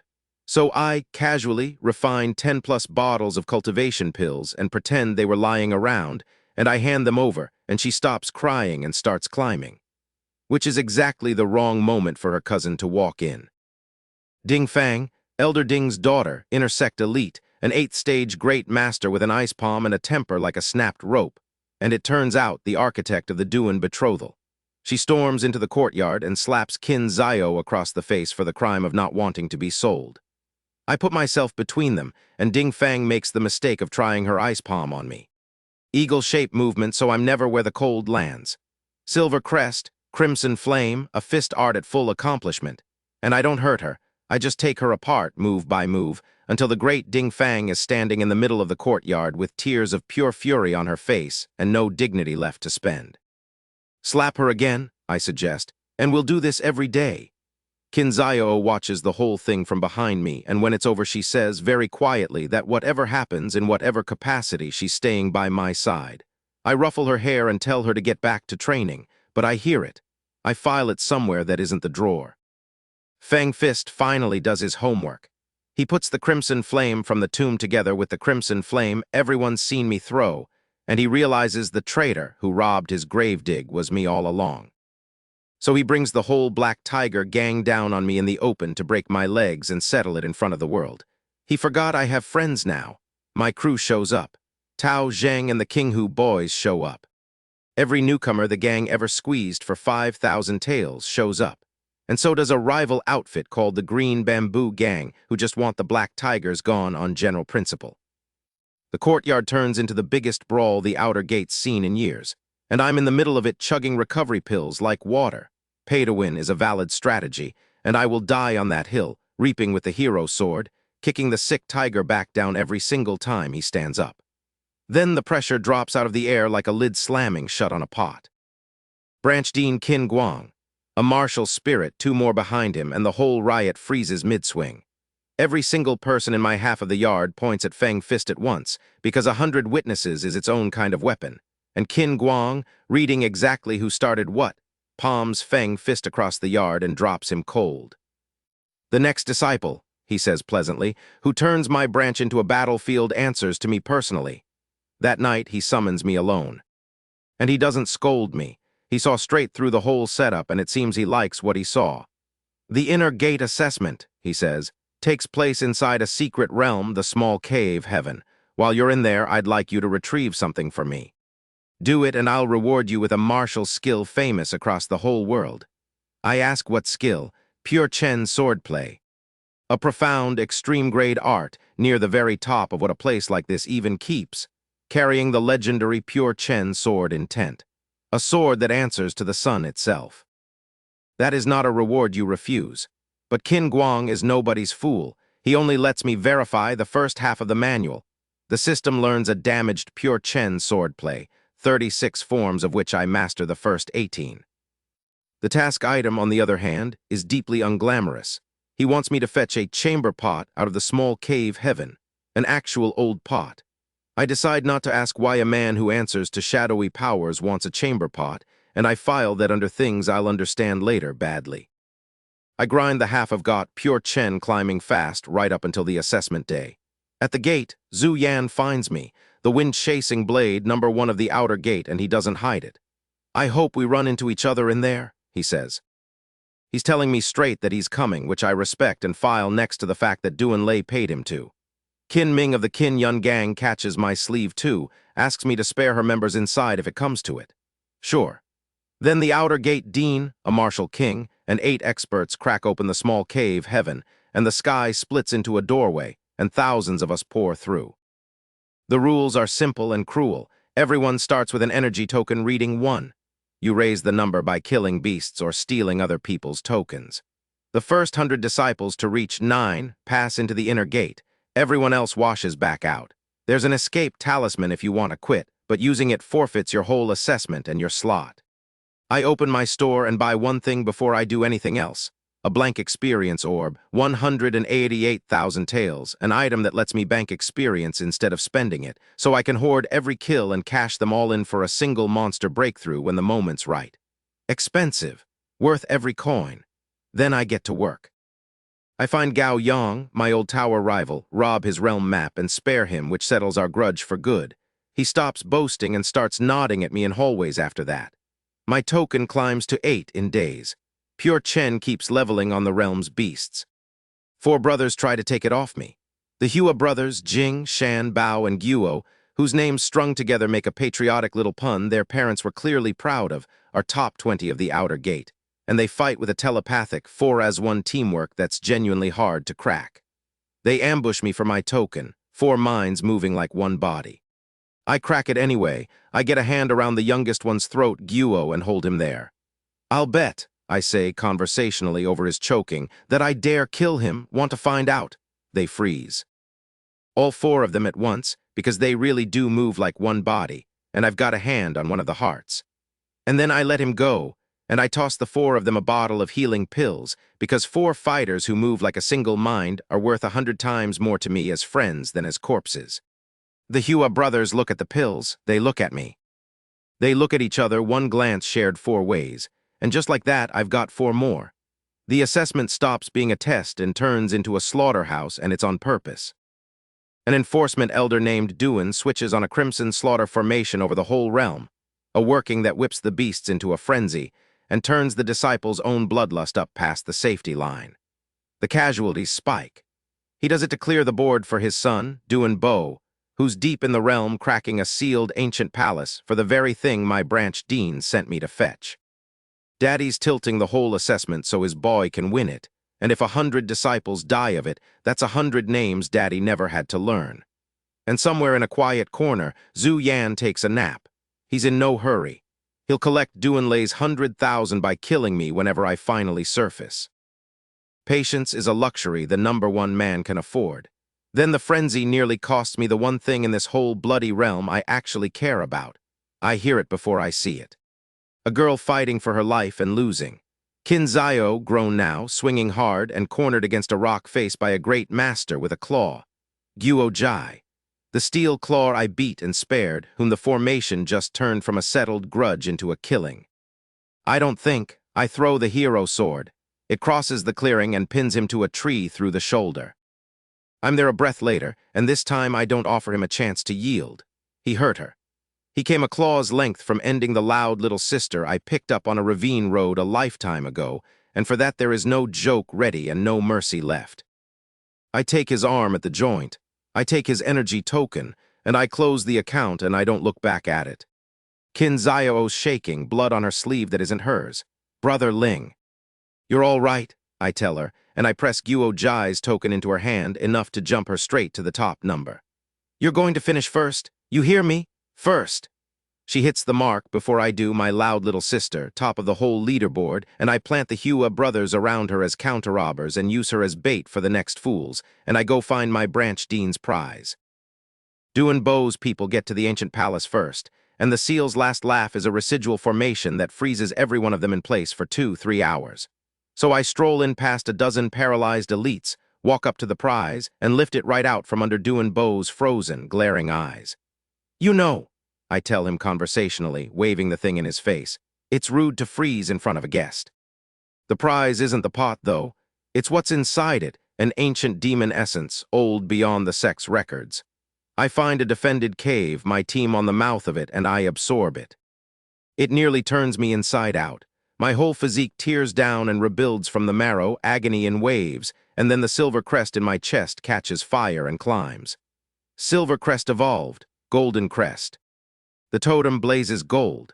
The aura shakes the entire realm, so hard that Elder Duin, feeling it from far off, assumes his own frozen son just succeeded, which is the funniest wrong guess anyone's made all day. Feng Fist feels it too, and he's tracked me here. The Black Tiger comes to the cave mouth with 30+ of his gang to finish the traitor once and for all. I walk out gold. 4 steps, I tell them. 4 kills, 1 account. I cripple the sick tiger, Gao Kai, on the way in. Then my team and I take the gang apart, every kill banked in an experience orb instead of spent, and I save the boss for last. Feng Fist chokes down a frenzy pill and throws everything he has, lightning fists and rage, and the golden crest and its totem swallow all of it. I take his talisman hand. Then I close his account too, and the Black Tiger gang that ran the outer gate for years dies in a cave with its boss. Which is when the wind-chasing blade finally wakes up. Zhu Yan, #1 of the outer gate, real blade intent, a treasure saber, a technique with genuine weight behind it. He steps out of the trees and tells me flatly to stay in the outer gate where I belong. I've decided, he says, that you don't get to leave before me. We go, and it's a real fight, the best I've had since I got here, and somewhere in the middle of it, trading strikes with a man who's earned every scar I hit enlightenment. 13 deadly strikes cracks its ceiling, level 20, and opens a form that isn't in the manual at all. A 14th strike. I throw it, he answers with everything, and our 2 blades meet and hold, and neither of us moves the other. A draw, again. He steps back and he bows, real respect, from the proudest blade in the outer gate. And he tells me the truth without being asked. Duanlei paid him 100,000 to do this. Then he steals a dead man's token to finish his own assessment, and I mock him for the theft, and he takes the mockery like a man who's decided I'm worth knowing. The 100 spots fill. Me, Kinzayo, Zuyan. Duan Bo, who scrapes in despite everything, and a fistful of others, the survivors. Tao Zheng and my 8 Academy friends don't make it, another year in the outer gate for them, which stings more than I let show. The realm's death toll is ugly. That's the sect for you. It doesn't grow talent. It strains it through a sieve and keeps what doesn't break. I hand my branch dean the drained pot for the second half of the pure Chen swordplay he promised, and I complete the breakthrough at last. Breakthrough mission complete. Advancing to Great Master. Then I dump the whole banked orb, every kill from the entire assessment into the breakthrough at once, and I don't just cross the wall, I clear it and keep going, straight to 5th rank Great Master, gold-crested and remade. A month ago Zhu Yan could have killed me. Now I could return the favor and then some. And I've still got a pot to trade, a branch dean with secrets, and a super sect full of people who watched a nobody eat an assessment alive and decided they hate him for it. Outside the realm, I settle my debts and collect my prize. The demon bone pot is drained now. The essence is in my marrow, not the pot. So when I check the store, it only offers me 5,000 taels for the empty thing, which tells me exactly how much the pot was worth and exactly how much the essence was worth, and confirms I made the trade of a lifetime with a paralyzed prince's prize. I hand the empty pot to my branch dean, Qin Guang, as promised, and in exchange he gives me the complete pure Chen swordplay, all 36 forms. The system fuses my damaged copy with the real one, and the whole art snaps into place, profound extreme, humming with a heat that answers the sun. Duan Bo isn't ready to let the pot go, though. He corners me with a top 5 monster named Chen Tao and a dozen elites, still convinced the treasure's in my hands. And I learn a useful thing about him first. He's the secret, illegitimate son of that enforcement elder Duan, but the elder can't openly move for him because the elder's own wife is the daughter of a supreme elder, and a bastard son is not a thing you wave around in front of a wife like that. So Duan Bo has a powerful father who can't be seen helping him. Good to know. I file it, I don't fight the dozen of them. I talk. Count the room, Duan Bo. I say it loud enough for his whole backing to hear. Feng Fist's dead. Guo Jai's dead. Gao Kai's crippled. The entire Black Tiger gang is a cave full of corpses because they came at me exactly the way you're about to. Chen Tao, I turn to the top 5 man, is Duan Bo's daddy going to make this worth dying for, because he can't even admit the boy is his. Chen Tao thinks about it for exactly that long. Then he leaves, and so does everyone else one at a time until Duan Bo is standing alone with his mouth working and no army behind him. I let him live. Killing him drags a hidden enforcement elder into the daylight, and I've got no reason to pay that price today. He slinks off hating me, which is fine. Hating me is a very crowded club with a long waiting list. There's a shadow behind my branch dean I don't see clearly yet, and I'll be honest, it goes over my head at the time. Qin Guang doesn't actually work for the sect. He works for a masked woman the underworld calls Madame Yunfeng of the Holy Cult, and she's quietly collecting a set of 5 ancient demon artifacts, pot, furnace, cauldron, the rest. She takes the drained pot off Qin Guang without ever knowing I swallowed what made it valuable, and she hands him a new job. Within half a year, steal a certain item out of the Overlord Sect's own treasury. Keep all that in your back pocket. It matters much more than I know. What I do notice is when Madame Yunfeng comes to look at me in person. She corners me masked, dangerous, a pressure that tells me she's far above my weight, and then the whole thing turns into the strangest conversation I've had in this world, because she looks at my face and something in her voice breaks. "You look like him," she says. "My little brother, he died 3 years ago." A pause. "You've got his stupid, stubborn face exactly." And just like that, the terrifying holy cult master decides she's adopting me, names herself my big sister on the spot, whether I agree or not. She warns me to never speak her name aloud, and she presses a token into my hand, a 100 Flowers Manor token, and tells me that if I'm ever truly in trouble, I use it and help comes. I've got a lot of drawers. This one I don't know where to file. A martial king calls me little brother because I've got a dead man's face, and I let her because there's a thread of real grief under all that menace, and I know grief when I hear it. Some things you don't argue with, you just let them be true. Then the inner gate opens for me, and it's a different world again. The inner gate is a mountain sect the size of a kingdom, and it treats its formal disciples like treasure, 2 free profound grade techniques, a monthly stipend, pills, missions, the works. I've gone from squeezed for 5,000 taels to courted with a salary in the span of 1 assessment.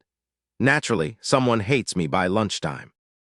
Xiao Bo, intersect elite of the Xiao family, spoken of as a possible husband for Ding Fang, small world, with a flame dragon armor technique of Earth grade and a 9th stage Great Master's strength. His entire reason when I ask. I just don't like you, he says. That's it. That's the whole grievance. I'm a 5th rank Great Master with a golden crest now, and his Earth grade armor lasts exactly until my 14th strike, which shatters it like a dropped plate. Then, because I don't like you is a stupid thing to start a fight over, I sheathe the hero's sword entirely and beat him the rest of the way with the scabbard, flat, humiliating, public, until the great Xiao Bo is sitting in the dirt sobbing in front of the whole inner gate. That, I tell him, is for not liking me. Try being more specific next time. The system chimes. I've learned to love that sound. I should know by now that in this place, when you slap the son, you're really scheduling an appointment with the father. And the Xiao family has a great many fathers. Xiao Bo's father is Xiao Ming, an elder of the Hall of Punishments, a 7th-order martial spirit, his flame dragon armor grown to a real accomplishment. And he doesn't come to duel me. He comes to frame me. This disciple crippled a fellow student, he announces to the gathering crowd, all wounded authority and trembling dignity. The Hall of Punishments will deal with him accordingly. I've done this dance before. I turn to the crowd, the same crowd that watched me scabbard slap his son over I don't like you, and I let them be my witnesses. Dozens of them. They saw who started it and why. Xiao Ming's clean little frame-up dies in front of a wall of faces who all know better. So he drops the pretense and just attacks. And this is the first time in my life I fight a full martial spirit, and I want to be honest about it. A martial spirit is a whole realm above a great master, and for the first stretch of it he simply out-tiers me. His flame armor shrugs off my sword. His pressure alone bends my knees. I take a beating in front of everyone, and for a few long seconds the whole story could end right here on this courtyard stone. Then the golden crest does something new. The totem behind me doesn't just feed my arms this time. It merges, a preview of the martial soul it's going to become, and my whole body spikes past where it has any right to be. I punch straight through the flame dragon armor. Xiao Ming's eyes go wide, because a great master should not be able to touch him, and this one just cracked his best defense like an egg. He answers by summoning his own martial soul, the real thing, no more armor tricks, and his sister comes in with it. Madame Duan, of the Xiao family by marriage, a martial king, a sand python soul pouring across the ground toward me. That's 2 realms above me now, with a king on top. This is where superiority runs out and you need friends with rank. I get one, Fan Guang, my honest, blunt senior brother, who's made it his personal mission in life to enforce the sect rules everyone else quietly ignores, and who has just conveniently stepped up into the martial king realm himself, plants himself between me and Madame Duan and starts throwing her back. King against king. Because in his book, 2 elders ganging up on a junior over a fair duel is exactly the kind of thing the rules exist to stop, and Fan Guang takes the rules very personally. Then the vultures arrive to protect the vultures. Enforcement Elder Duan, Duan Bo's secret father, Madame Duan's husband, comes to shield the Longs, and the whole thing tips toward a real disaster, the kind that gets juniors killed in the confusion. And then a quiet silver-gray Taoist walks into the yard and everything stops. Elder Gu, Enforcement Hall. And though I don't know it yet, an old friend of my father's sent to keep an eye on me from the shadows, and it turns out to test me first before he ever shows his hand. He hands down a verdict, and it's a compromise that leaves everyone unhappy, which is how you know it's fair. Xiao Ming gets demoted for attacking a junior. Xiao Bo loses a year of benefits, and I, for all the chaos my presence keeps generating, get sentenced to Black Dragon City. Later in private, Elder Gu drops the Cold Immortal act entirely. Your father asked me to watch you, he says. He wanted to know what you were before I said a word to you. Now I know. A dry look up and down. You're a great deal of trouble. People keep telling me that, I say. Then he explains the sentence, and it's less a punishment than a mission with a body count. Black Dragon City is a lawless border town, a junction where the Overlord Sect, a rival called the Y Fan Sect, and the great Chu Dynasty all rub against each other over rich mineral veins. Our sect runs a branch there, and the branch's managers keep dying. One after another, quietly, for reasons nobody has ever been able to name. The system likes this a great deal. Quest Black Dragon City. Within 3 months, investigate and resolve the deaths. Reward: 100,000 experience, 100,000 skill experience, 10,000 sect reputation. And with that reward, a new bar unlocks in my vision, reputation, a whole second currency, the kind the sect pays out and the system lets me spend on chests. Bronze at 1,000, on up to diamond at 1,000,000. I've already banked a little over 9,000 of it just by being a disaster the sect keeps having to manage. A lawless city where the men in my job keep turning up dead. 3 months to find out why. When do I leave? I ask. Now would be ideal, Elder Gu says, for everyone. Before I go, I spend some reputation. 9 bronze chests cracked one after another, most of it's junk. A rusty manual, some low pills, and I want it on the record, an item labeled Aphrodisiac Spirit, which I close the window on very quickly and never speak of again. And then the 9th chest pays off the whole set. 5 grade 7 longevity pills. Each one adds 3 years to a person's life. And here's the thing you have to understand. There is no grade 7 alchemist in the entire Great Chu dynasty. Nobody alive here can make these. They are functionally impossible. I stand there holding 3 years of life times 5, and I don't think about myself at all. I think about an old martial king in a bed somewhere with half a year on the physician's clock, and the loud little sister he's shipping away so she won't have to watch. I find Qin Zio and I put one of the pills in her hand. For your grandfather, I tell her. She doesn't understand at first. Then she reads the label and she reads it again and she looks up at me and the bird song is completely gone. This isn't Ling Jian, this can't be real. Nobody can make. It's real, 3 years. Maybe he uses them to get his affairs in order. Maybe he uses them to find you a better protector than me, his call, but he gets the 3 years. She cries, not the scared kind this time, the other kind, and I let her and I don't have a single joke ready because some things you don't undercut. Then, because I refuse to let the moment get too heavy, I add, there's 4 more. So if your grandfather has any equally dramatic friends, I'm taking appointments. She laughs through the tears, which was the point. There's one more person I need to square away before I leave, and she's the biggest surprise of the inner gate. Tao Zia, white robes, a core disciple, a whole rank of prestige above formal disciples, a once-a-century sword genius, top 5 of the entire core, so diligent and so low-key that most people never notice the strongest young sword in the sect is standing right there. I keep staring at her and she keeps rebuffing me, and I can't shake the feeling I know her. Turns out I do. She's the veiled swordswoman from the tomb, the Oriole who tore the Eagle King's manual in half with me. We settle it the only honest way 2 sword obsessives can, a duel, swords only, no crest, no flame. And in the middle of it my 14th strike does to her what Zhu Yan did to me, it cracks something open, and she comprehends a 3rd kind of sword intent right there on the dueling ground. She lowers her blade, and instead of a grudge I get a gift. She returns her half of the Eagle King's manual as thanks. The system fuses the 2 halves. Eagle Shape Ghost Shadow, 18 methods, complete, Earth grade, and the moment it completes, the legacy quest pays its first dividend. I fall into a soul space, and there's a remnant there, the memory imprint of the Eagle King himself, Ren Tian, and he teaches me. The 18 secrets unfold. At 10, you roam the mountains. At 15, you break formations and walk into vaults nothing's supposed to enter. At 18, you roam the whole world and nowhere can hold you. My skill leaps from level 8 to 21 in a single lesson from a dead legend. I prep for the border with everything I've got, a flame body tempering art, a simplified dragon elephant fist. Tao Zia quietly agrees to keep an eye on Qin Zio while I'm gone, which means more than she lets on.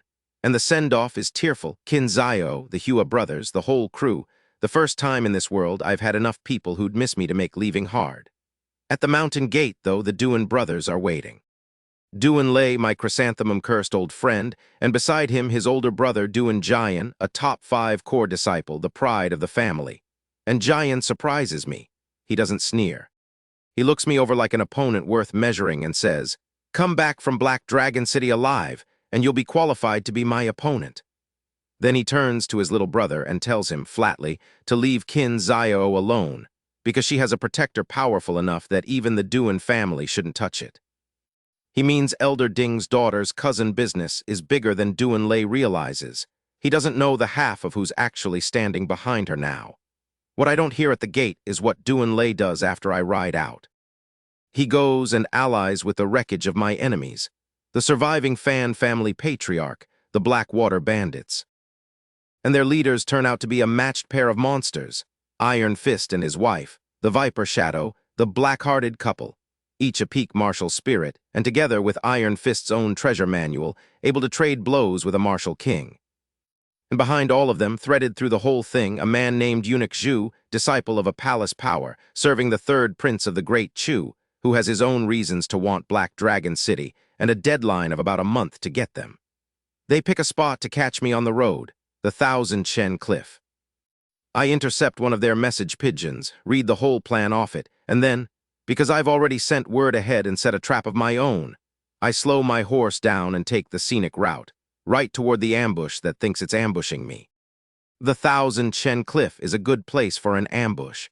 It's an even better place for a counter-ambush, which is what I turned it into 3 days ago with a letter and a slow horse. They spring it right on schedule, and they've brought 2 teams because they think they need 2.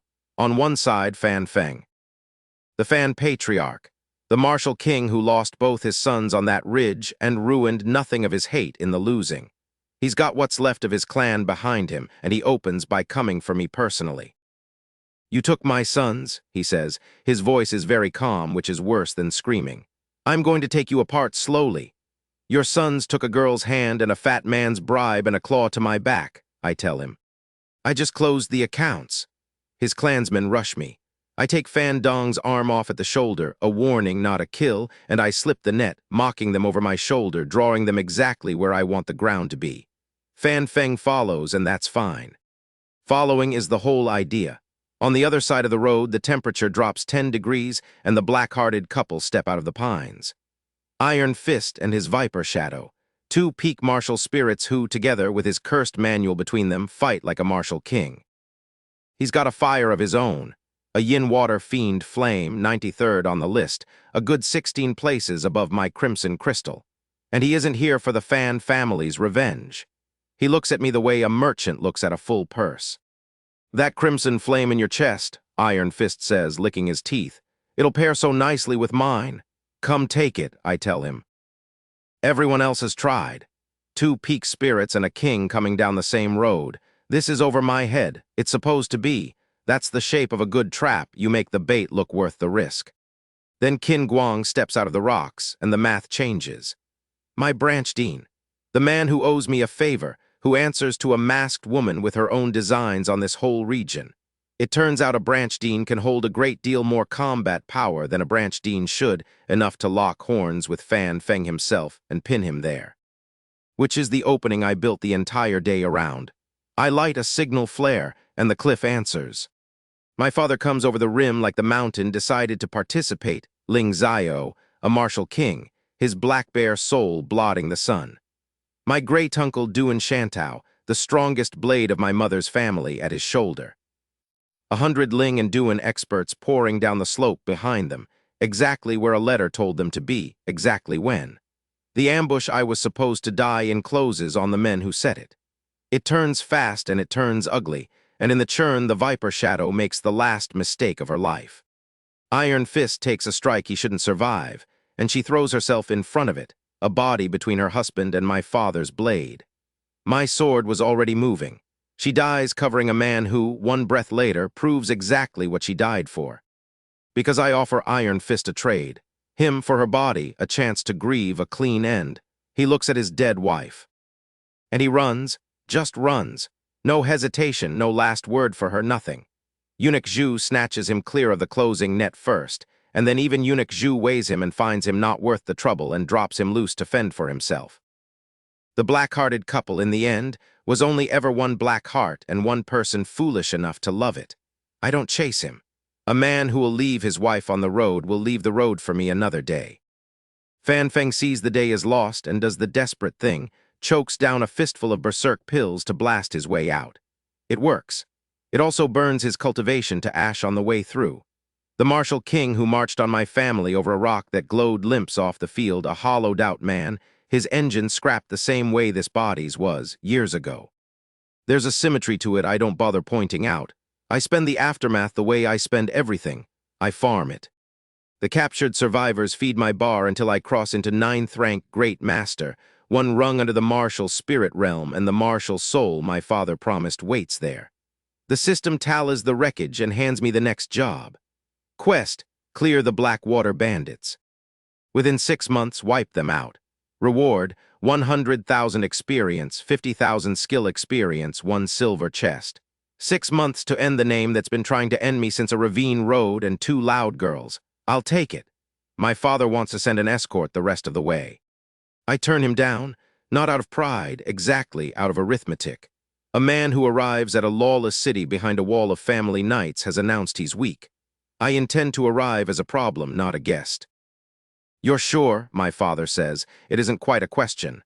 I killed the men who came to kill me, and I'm about to go do it again in a worse city, I tell him.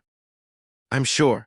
He looks at me for a long moment, this man who first met me across a trial by combat and has since watched his crippled son grow teeth the whole clan feared.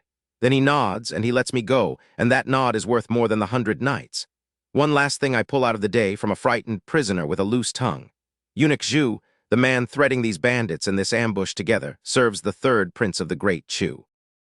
A prince, reaching a hand all the way out to a border town over dead branch managers and buried mineral veins. Whatever's under Black Dragon City, a prince wants it badly enough to kill for it quietly, and to spend a martial king's life probing for it. Good thing I'm already going. I always did like walking into the room everyone else is afraid of. Black Dragon City is exactly as advertised. A lawless boomtown at the seam of 3 powers, built on mineral veins, run by whoever's willing to kill to keep running it. The sect's branch here, the one whose managers keep dying one after another, for reasons nobody can name, is a sad thing when I arrive. A few dozen people. Exactly 1 real fighter, a martial spirit named Song Gang.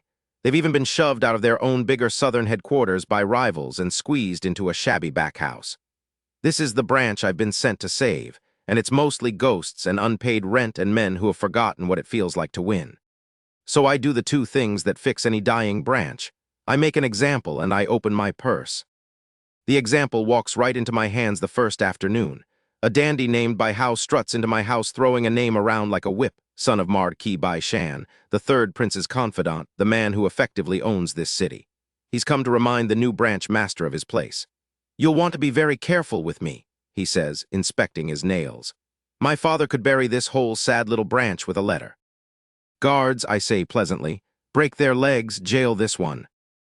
His bodyguards go down screaming and Bai Hao goes into a cell, and I make sure the whole street watches me do it.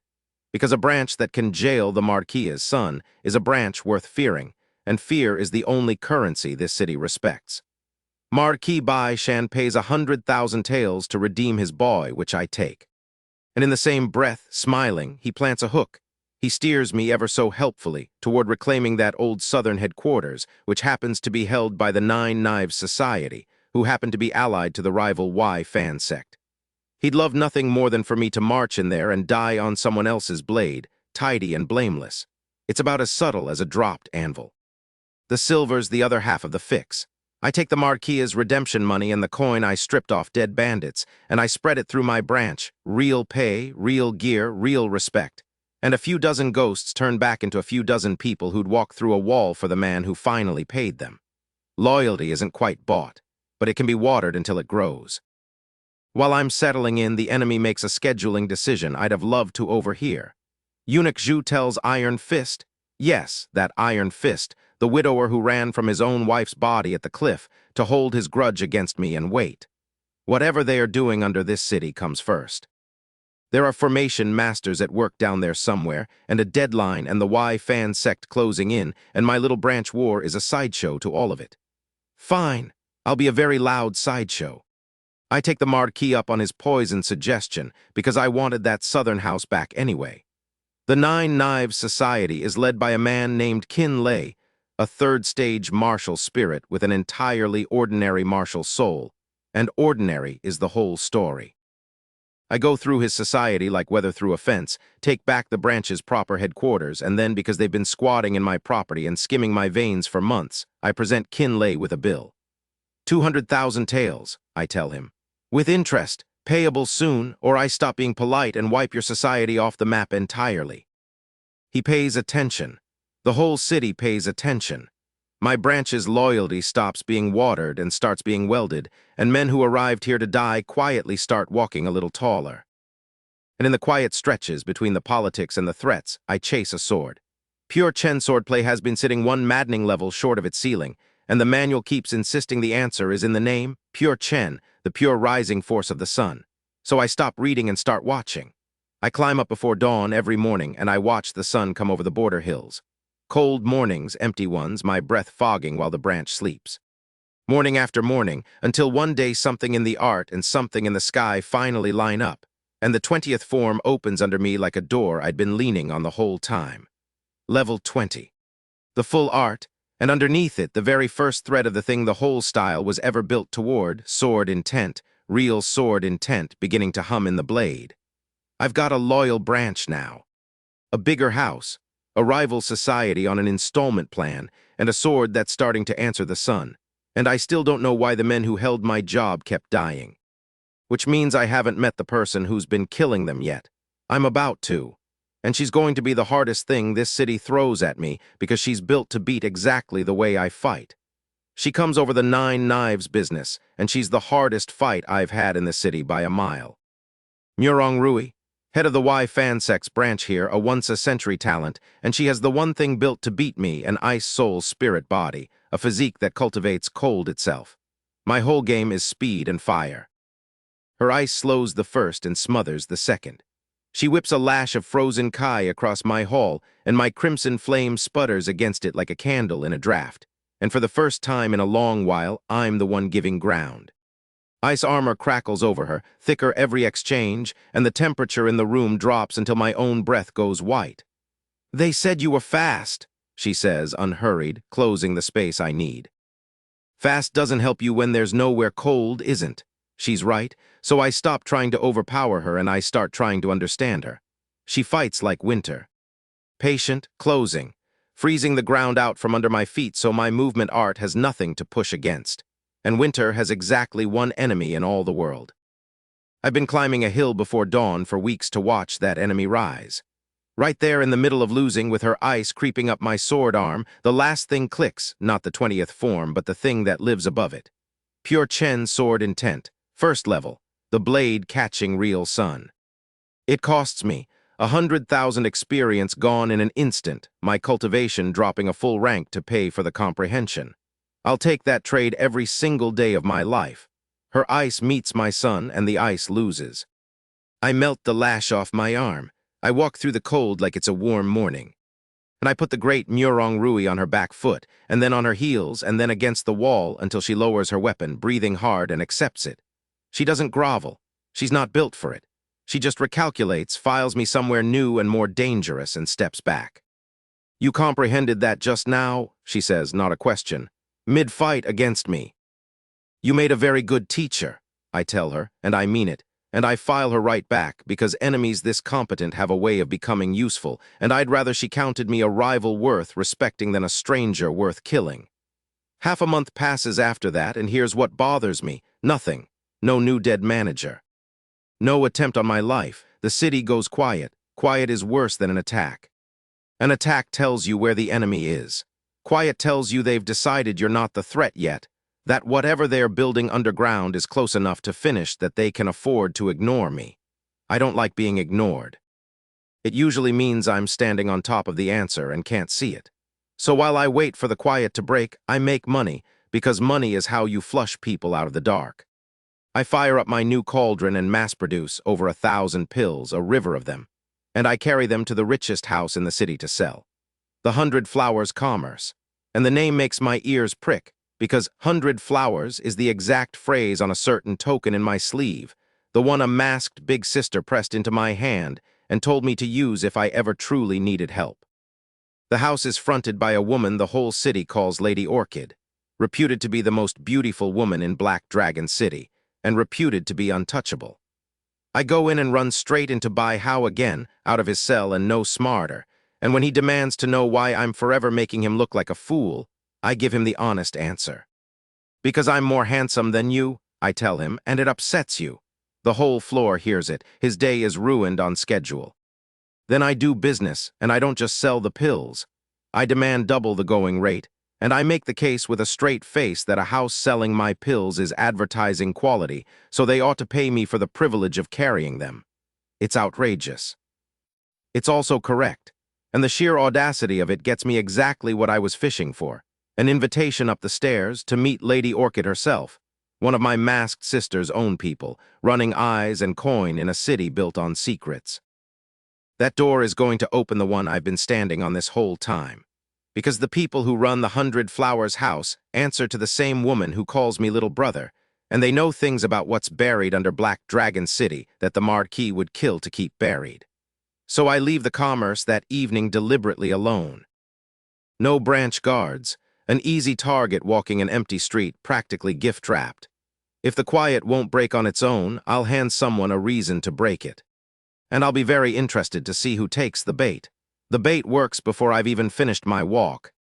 They're waiting at a stone pavilion on the edge of the district. Bai Hao, front and center, grinning like he finally gets to watch me die. Behind him, 8 Dharma protectors, 10th rank great masters, everyone, a wall of them. And off to the side, Kinlay of the 9 Knives, who apparently decided that paying my bill was harder than joining the people who want me dead. No branch guards, Bai Hao calls out, savoring it. No sword brothers, just you Ling Jian, how does it feel? Efficient, I tell him. I hate walking home twice. Then I draw the hero sword, and I let the sun into it. Pure Chen sword intent isn't a technique you block. It's a category the other man isn't standing in. The first Dharma protector raises his guard, and the guard doesn't matter. The sword goes where I point it, and the sun goes with it. 1, 2. They come at me in a wall, and the wall comes apart plank by plank, and I'm moving the whole time, eagle shape under my feet, never quite where their palms land. Kinlay tries to run. I don't let debtors leave. My sword catches him mid-stride, and the 9 Knives Society loses its head in the literal sense, and the account I put on installments closes in full and early. Bai Hao stops grinning somewhere around the 5th protector. You can't. He's backing into the pavilion post now, all the arrogance running out of him at once. My father is the Marquis, you touch me and he'll. He'll what, I ask, send 8 more, because here's the part he planned wrong. He thought I came alone. I came alone on purpose, and on purpose always means there's a second half already moving. The second half arrives. Song Gang, my branch's one real fighter, the martial spirit, comes over the rooftops with my people behind him. And on his heels, of all people, Murong Rui, the Y-Fan ice genius I beat and filed away, here because a rising Ling Jian is more useful to her alive than a dead Marquis as pawn. My helpless solo walk was a net with the strings pulled 3 different ways. The last Dharma protectors go down between us, and then it's just Bai Hao, on his knees on the pavilion floor, out of guards, out of his father's name, out of everything. I could jail him again. I did that once, and he learned nothing. He walked out of that cell and came straight back to gloat over my corpse-to-be, so I don't jail him. I kill Bai Hao, in the open, in front of the whole city. The son of the Marquis, the 3rd prince's confidant, dead on a stone floor by my hand, and every witness in that square understands what it means before I've even cleaned the blade. There's no jailing this. No 100,000-tale redemption this time. I have just declared open war on the man who runs Black Dragon City, and I've done it loud enough that the whole border hears the shot. That's the point. I've been quiet long enough. The city went still because someone underground decided I didn't matter, that I was a branch problem to be managed and worked around. I'm about to matter very much. Because while I've been carving up the Marquis' men above ground, the Marquis has been busy below it. Deep under the city, in a place I haven't found yet, formation masters are working the last layers of a sealed black altar. It's slow, it's precise, and it's nearly done. They just need one more thing to finish it, a specific fire, the coldest one, the one that ran from me at the 1,000 Chen cliff and left his wife on the road. They need Iron Fist. And the Marquis and Eunuch Zhu and the widower who abandoned his wife to save his own skin. All 3 of them are serving the same fire-hungry 3rd prince, and all 3 are about to find out that the loud problem they ignored has walked straight over the top of their secret, and is about to fall through the floor onto all of it.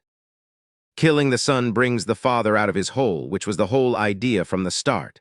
Marquis Bai Shan sends his best first, the 4 Vajra, 4 martial spirits, his personal guard, the ones he keeps for problems that can't be bought. Murong Rui and I take them together. She's ice, I'm sun, and it turns out we counter each other's weaknesses as neatly as we counter each other. Her cold pins them still. My fire finishes what she pins. 4 martial spirits, 4 bodies, and I feel the system watching every one of them fall. From the last one still breathing, I take the thing I actually came for. A soul-confusing pill loosens his tongue, and he gives me a location before he goes. Under the red iron mine. I nearly laugh. The red iron mine is mine. It belongs to my branch. The Marquis has been running his secret project directly under my own veins this whole time, with my own bribed guards looking the other way, guards I've already replaced, because a branch that pays well is a branch that talks. The door to the entire conspiracy was in my own house from the beginning. That's why the city went quiet. I was standing on top of it. I go down. The crimson melt underground palace opens under the mine like a wound in the world. Heat rolls up the shaft to meet me. And at the bottom of it, the Marquis is waiting, Bai Shan himself, a martial spirit, standing over the work his masters sent him to finish. You, he says, and there's real fear under the arrogance now. You have no idea what you've walked into. A basement, I tell him. Under my mine, rude of you not to ask. We fight and he's strong, a real martial spirit, a full realm over me even now. But I fought that gap before on a courtyard stone against a Zio elder, and I've got a son in my sword since then. Pure Chen intent finds the seam in him. And Bai Shan Marquis of Black Dragon City, confidant of a prince, the man who ran this whole city, dies in a red-lit hole in the ground he thought was his greatest secret. The system rings, and this time it opens a door I've been waiting on for a long time. Breakthrough quest, slay 20 enemy martial spirits within 3 months. Reward, advance to the martial spirit realm, 1 down, 19 to go, and the martial soul my father promised waits at the very end of it. Then I look at what the Marquis died guarding, and I finally understand why a prince came all this way and spent so many lives. The Black Altar holds a scripture. The Crimson Fusion Fire scripture, the life's work of a legend called the Crimson Melt Great Lord, a supreme fire art, a method for mastering exotic flames themselves. The third prince cultivates fire. He wants this the way a drowning man wants air. That's what Eunuch Zhu came for, what the branch managers died over, what the whole quiet machine under my city was built to pry loose from a sealed altar. And I'm reaching for it when the floor betrays me. Iron Fist. He's been here the whole time, feigning, waiting, exactly the way Eunuch Zhu told him to at the cliff. The widower who ran from his own wife's body steps out of the shadows, snatches the scripture off the altar before my hand closes on it, and bolts for the dark with the prince's prize under his arm. Master the fire first, he snarls back at me running, then I come back for your head and your flame both. I go after him and the palace erupts, because I'm not the only faction that tracked this to the bottom. Peony and Lotus, the 2 beautiful, terrifying women of the 100 Flowers house, arrive in a storm of petals, 2 martial kings, both of them, both serving the masked big sister whose token I carry, and they throw themselves straight at Eunuch Zhu to hold him off the chase. Eunuch Zhu is a martial king too. It takes both of them to lock him down, which means, for one narrow window, Iron Fist is running with the prince's scripture, and nobody above my rank is free to stop him. Nobody except me. I let the kings have their war behind me, and I chase the widower up out of the red light and into the dark, because that scripture is not leaving this city in the hands of a man who abandoned his own wife to die on a cliff road. Some debts I collect for other people. This one I'm collecting for a woman who's already dead, and who deserved better than the last thing she ever saw. Iron Fist is fast. I'm faster. Eagle shape at level 21 doesn't just move me, it makes the distance between us a suggestion I get to ignore. I run him down outside the city on a dark hillside with the mine glow at our backs. He turns, cornered, and throws his yin water fiend flame at me, the 93rd fire on the list, cold enough to freeze a river mid-fall. I've got the sun in my sword. His cold loses. She died for you, I tell him, walking through the frost. On the cliff. She put her body between you and my father's blade, and you ran before she hit the ground. Do you even know her name anymore? He doesn't answer. There's nothing to say. He dies the way he lived, alone, because the one person who'd have shielded him is a body he left on a road. Slay 20 enemy martial spirits, 6 of 20. Then I loot him, and the widower turns out to be the best payday of the whole city. First, his fire. The yin-water fiend flame, mine now, refined into me beside the crimson crystal. Two exotic flames in one body. And when I fold them together, sunfire and cold fire, opposites forced to shake hands, they make something new, a technique I build myself, a compressed little sphere of both that goes off like a struck match in a powder room. I call it the exploding ball. It is exactly as subtle as it sounds, and I love it more than I probably should. Second, his spatial ring. 2,000,000 tales of treasure, easily and better than the money, a full set of maps. Every Blackwater bandit lair, every hideout, every rat hole the name's been hiding in since a ravine road and two loud girls. The people who have been trying to kill me since my first week in this world just handed me their entire address book. Third, the scripture. The Crimson Fusion Fire scripture off Iron Fist's corpse into my hands into the system. Earth grade, and it rewrites my whole foundation. My True Kai becomes Crimson Fusion True Kai, and it hands me the method to master not 2 flames, but many. The prince crossed a dynasty for this. I took it off a dead man on a dark hillside. The system tallies the city and pays out. Quest, Black Dragon City complete.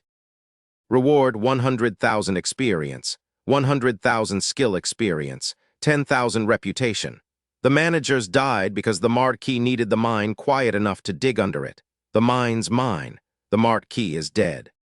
Mystery closed. But I've still got that address book, a bandit clearing quest with 6 months on the clock and 14 more martial spirits between me and the realm my father promised. So I don't rest. I make Murong Rui an offer, help me erase the Blackwater bandits, and the Y fan sect gets a friendly Ling Giant on this border instead of an enemy.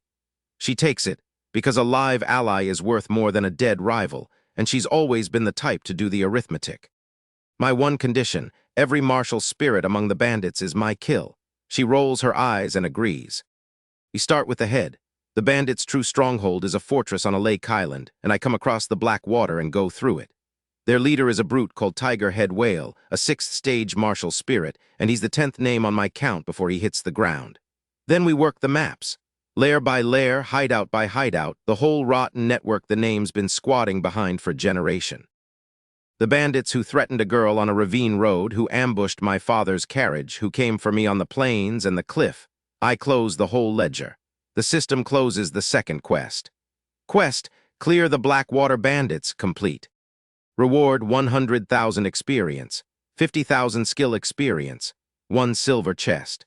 The silver chest drops a real prize, Wings of Flame, a thing that lets me take to the sky on fire, which I'll be very glad of shortly. And the count of martial spirits I've cut down through the whole bandit war climbs to 15 of 20. Nearly there. I hand Black Dragon City to Song Gang, my one loyal fighter, now a branch head in his own right, standing tall over a house that used to be ghosts, and I go. Eunuch Zhu, still smarting from the palace, sets one last ambush on the road out to catch me leaving. He catches a courier in my clothes. I paid the man 5,000 taels to wear my coat and ride the obvious road while I took the water. Somewhere out there a very confused messenger is getting menaced by a martial king over a borrowed jacket, and I'm on a boat, sailing home to Jinling, with 2 flames, a supreme fire scripture, 5 martial spirits left to find, and 1 very specific family left to end. Home is warm for exactly 1 evening. My mother cries over me again, holds my face in both hands to check I came back whole. My father looks at what his crippled son has become and doesn't bother hiding the pride anymore. I give my parents 2 longevity pills, 3 years each, from that impossible chest, and my mother holds hers like it might shatter if she breathes wrong. I hand over the plundered manuals, the treasures, the whole haul from the border. Then I test something because I can't help myself. Guo Gang, the old captain who put an arrow in Duan Lei's backside a lifetime ago, a 6th-rank martial spirit, a real expert. I challenge him to a pure contest of fists. No swords, no flame, no crest, just hands, and I beat him. A 9th-rank great master outpunching a martial spirit with nothing but iron knuckles, which tells me exactly how far the golden crest and 2 exotic flames and 7 turns of body tempering have carried this frame. But I didn't come home to be admired. I came home to finish something a generation old. Father, I say. The Fan family. He knows before I say the rest. The sons have haunted this clan since before I was born. Both their heirs are dead by my sword now. Their patriarch, Fan Feng, burned his own cultivation to ash escaping the 1,000 Chen cliff. They are wounded, and they are still my enemy, and I don't say this part out loud. I need 5 more martial spirits to cross the last wall to the realm above. It's time, I tell him. All of it, not another ambush from them in 10 years. End it. Ling Xiao doesn't argue. A martial king who's buried too many clansmen to fan schemes just nods once, slow and heavy. And we get help I didn't expect. The Sidhu family out of Zhongshan comes to the table, old neighbors of the Suns, tired of living next door to them. Their young talent Bai Jian carries something rare. An ancient martial soul, a white-boned demonic wolf, a soul out of a higher age than the ones most cultivators ever awaken. He tests me first, the way strong men do, duels me to what looks like a draw and takes a quiet injury doing it, and afterward treats me as an equal and a peer. Their patriarch Bai Ling is a martial king in his own right. 2 kings on our side now, 2 clans, and the Suns don't know we're coming. We don't just march on them. That's how you lose men to nothing. Bai Jian and I do it the patient way. We seed the Fan clan with our own agents, weeks in advance, people inside the walls who answer to us. And when everything's placed, we don't kick the gate. We pull a single string and the Fan family tears itself apart from the inside first.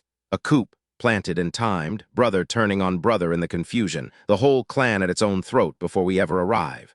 Then into that chaos, 2 martial kings and everything they command. I'll spare you the meat of it. It isn't a thing I want to narrate strike by strike. The Fan family, the name that hired a fat man to squeeze a cripple, that sent a frozen claw at my back on a mountain road, that raised 2 sons who circled a girl in a green dress and both died badly for it, the Fan family ends. Fully. On a night in Zhongshan under a sky that doesn't care either way. I don't laugh through any of it. This one isn't a face slap. It's a debt. A generation deep being paid in full, and you pay a debt like that with a straight face and a steady hand, and you don't say anything clever because there's no one left alive to hear it who'd deserve to. And in the wreckage, my count climbs toward 20. There's one name left standing behind the Fan walls that's worth the last of it, and I go looking for him with a captured guide and a very short list.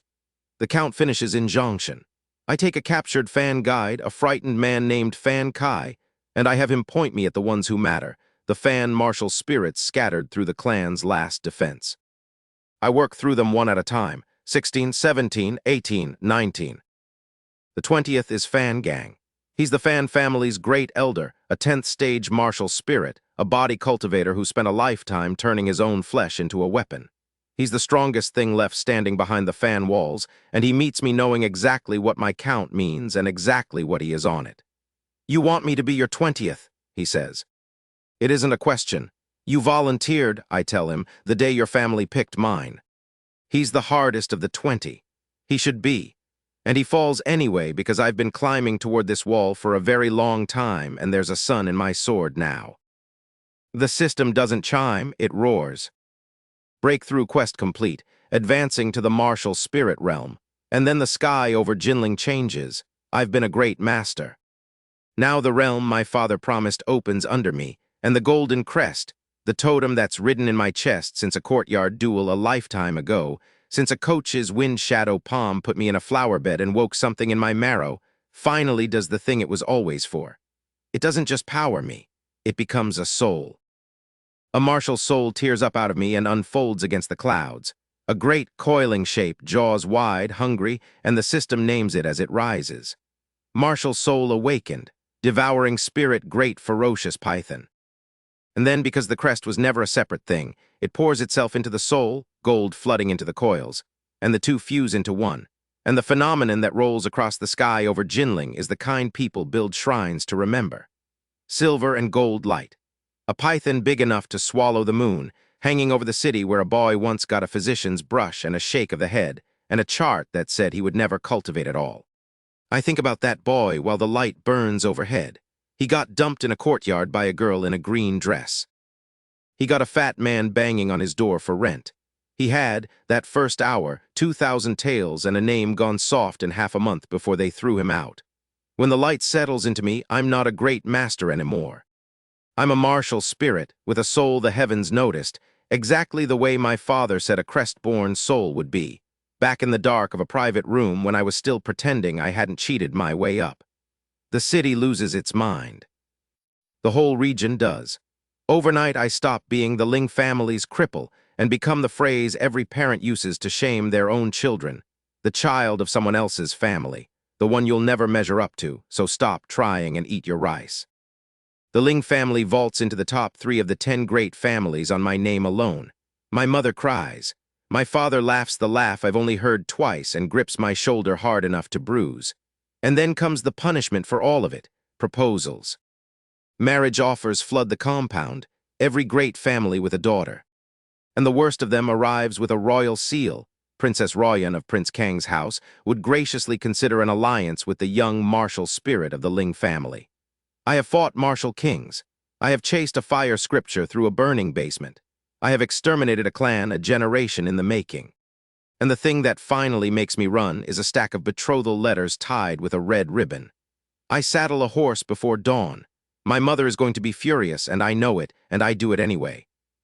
I leave a note that says I have a sect to get back to, which is true, and I ride out of Jinling ahead of the matchmakers, toward the Overlord Sect, toward an inter-sect competition and a core disciple's seat, and toward the one loud little sister who's actually waiting for me to come back. Behind me the Python light is still fading off the clouds. Ahead of me the road is empty and mine. I make it about a day before the road stops being empty. The Zio family sends a goodbye present. 4 assassins, the Dragon Gate 4 beasts, come off the tree line where the road narrows, sent by the family whose father I demoted and whose son I scabbard-slapped into tears. They're good. They're fast. They're also 4, and I'm something new now, and I find out exactly what new means in the middle of killing them. Because my martial soul isn't just a python. The system finally reads me the fine print, mid-fight, and my stomach drops in the best way. Martial soul identified, ancient class, 2-headed ghost python. Ancient like by Giant's wolf, a soul from a higher age, rarer than rare. And it comes with a gift I didn't ask for and immediately can't live without. A ghost domain, a pocket of space I can fold, a short step that puts me behind a man between one blink and the next. I try it on the second assassin. I'm in front of him. Then I'm behind him. He never solves the sentence.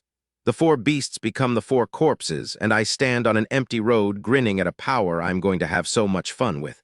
I don't get long to enjoy it. The air ahead of me curdles, and Eunuch Zhu steps onto the road with a wall of brocade-clad guards behind him, the great Chu's imperial elite, the 3rd prince's own hand. He's done chasing decoys. He's here for the fire scripture in person, and he's brought a realm gap I can't argue with. He's a martial king. I'm a fresh martial spirit. That's a full realm, and no amount of sun in my sword closes it today. So I do the thing I'm best at, I make it cost him. I fold the ghost domain and put myself where a martial king doesn't expect a martial spirit to be, and I open Eunuch Zhu up before he corrects. A wound he'll remember. It's not enough to kill him. It was never going to be. But it wipes the certainty off his face, and it buys me the one thing I need. A head start. I light the wings of flame and take to the sky. The border falling away under me, a martial king and an imperial guard at my back, and a scripture 2 princes have died reaching for still sitting in my chest. Eunuch Zhu comes after me. He's faster. The gap starts to close, and then it slams shut the other way because someone drops out of the sky between us like a judgment. Mei Ling, the masked big sister, the woman who called me little brother because I've got a dead man's face. Except the mask is off now, and the pressure coming off her is a thing I've never stood next to. She isn't a martial king. She's a martial grandmaster, a realm above even Eunuch Zhu, and she is the master of the 100 Flowers Manor, which means Peony and Lotus. The 2 kings who held Eunuch Zhu in the burning basement were only ever her hands. I gave her token exactly one job, help when I'm truly in trouble. I'm truly in trouble. She came, she turns on Eunuch Zhu and nearly ends him on the spot. A grandmaster against a wounded king is not a fight, it's a correction, and Eunuch Zhu is one breath from being a lesson when the sky answers back. An old, dry, patient power rolls in from the east, Eunuch Zhu's own master, the Golden Lotus Old Ancestor, one of the great eunuch powers of the palace, and he pulls his disciple out of my sister's hands at the last instant. And the name lands in me like a key turning. Because the Eagle King's legacy has been running in the back of my head this whole time, recover the art, uncover the truth of Ren Tian's death. The art I completed. The truth just walked onto the field. The Golden Lotus Old Ancestor is the man who killed the Eagle King, Ren Tian, all those years ago. The system confirms it and closes the quest in the same breath. Eagle King's legacy, complete. The Old Ancestor takes his wounded disciple and withdraws, unwilling to trade blows with a grandmaster over one scripture today. Mei Ling doesn't chase.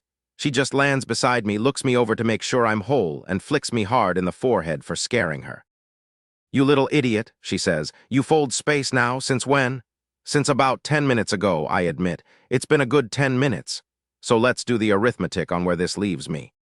A season ago, I woke up in a body with severed meridians, dumped by a girl in a green dress, half a month from being thrown out of a school, worth 2,000 taels and a fat man's contempt. Today, I've got an ancient martial soul coiling in my chest, 2 exotic flames, a supreme fire scripture a prince bled a dynasty for, a family sitting in the top 3 under heaven, and a martial grandmaster who drops out of the sky when I'm in trouble because I've got her dead brother's stubborn face. The cripple became the child of someone else's family and got rescued out of the sky by a martial grandmaster who calls him little brother. It's been a long day. But I made 2 enemies today that don't file into any drawer I've got yet. The 3rd prince of the Great Chu wants my head and my scripture.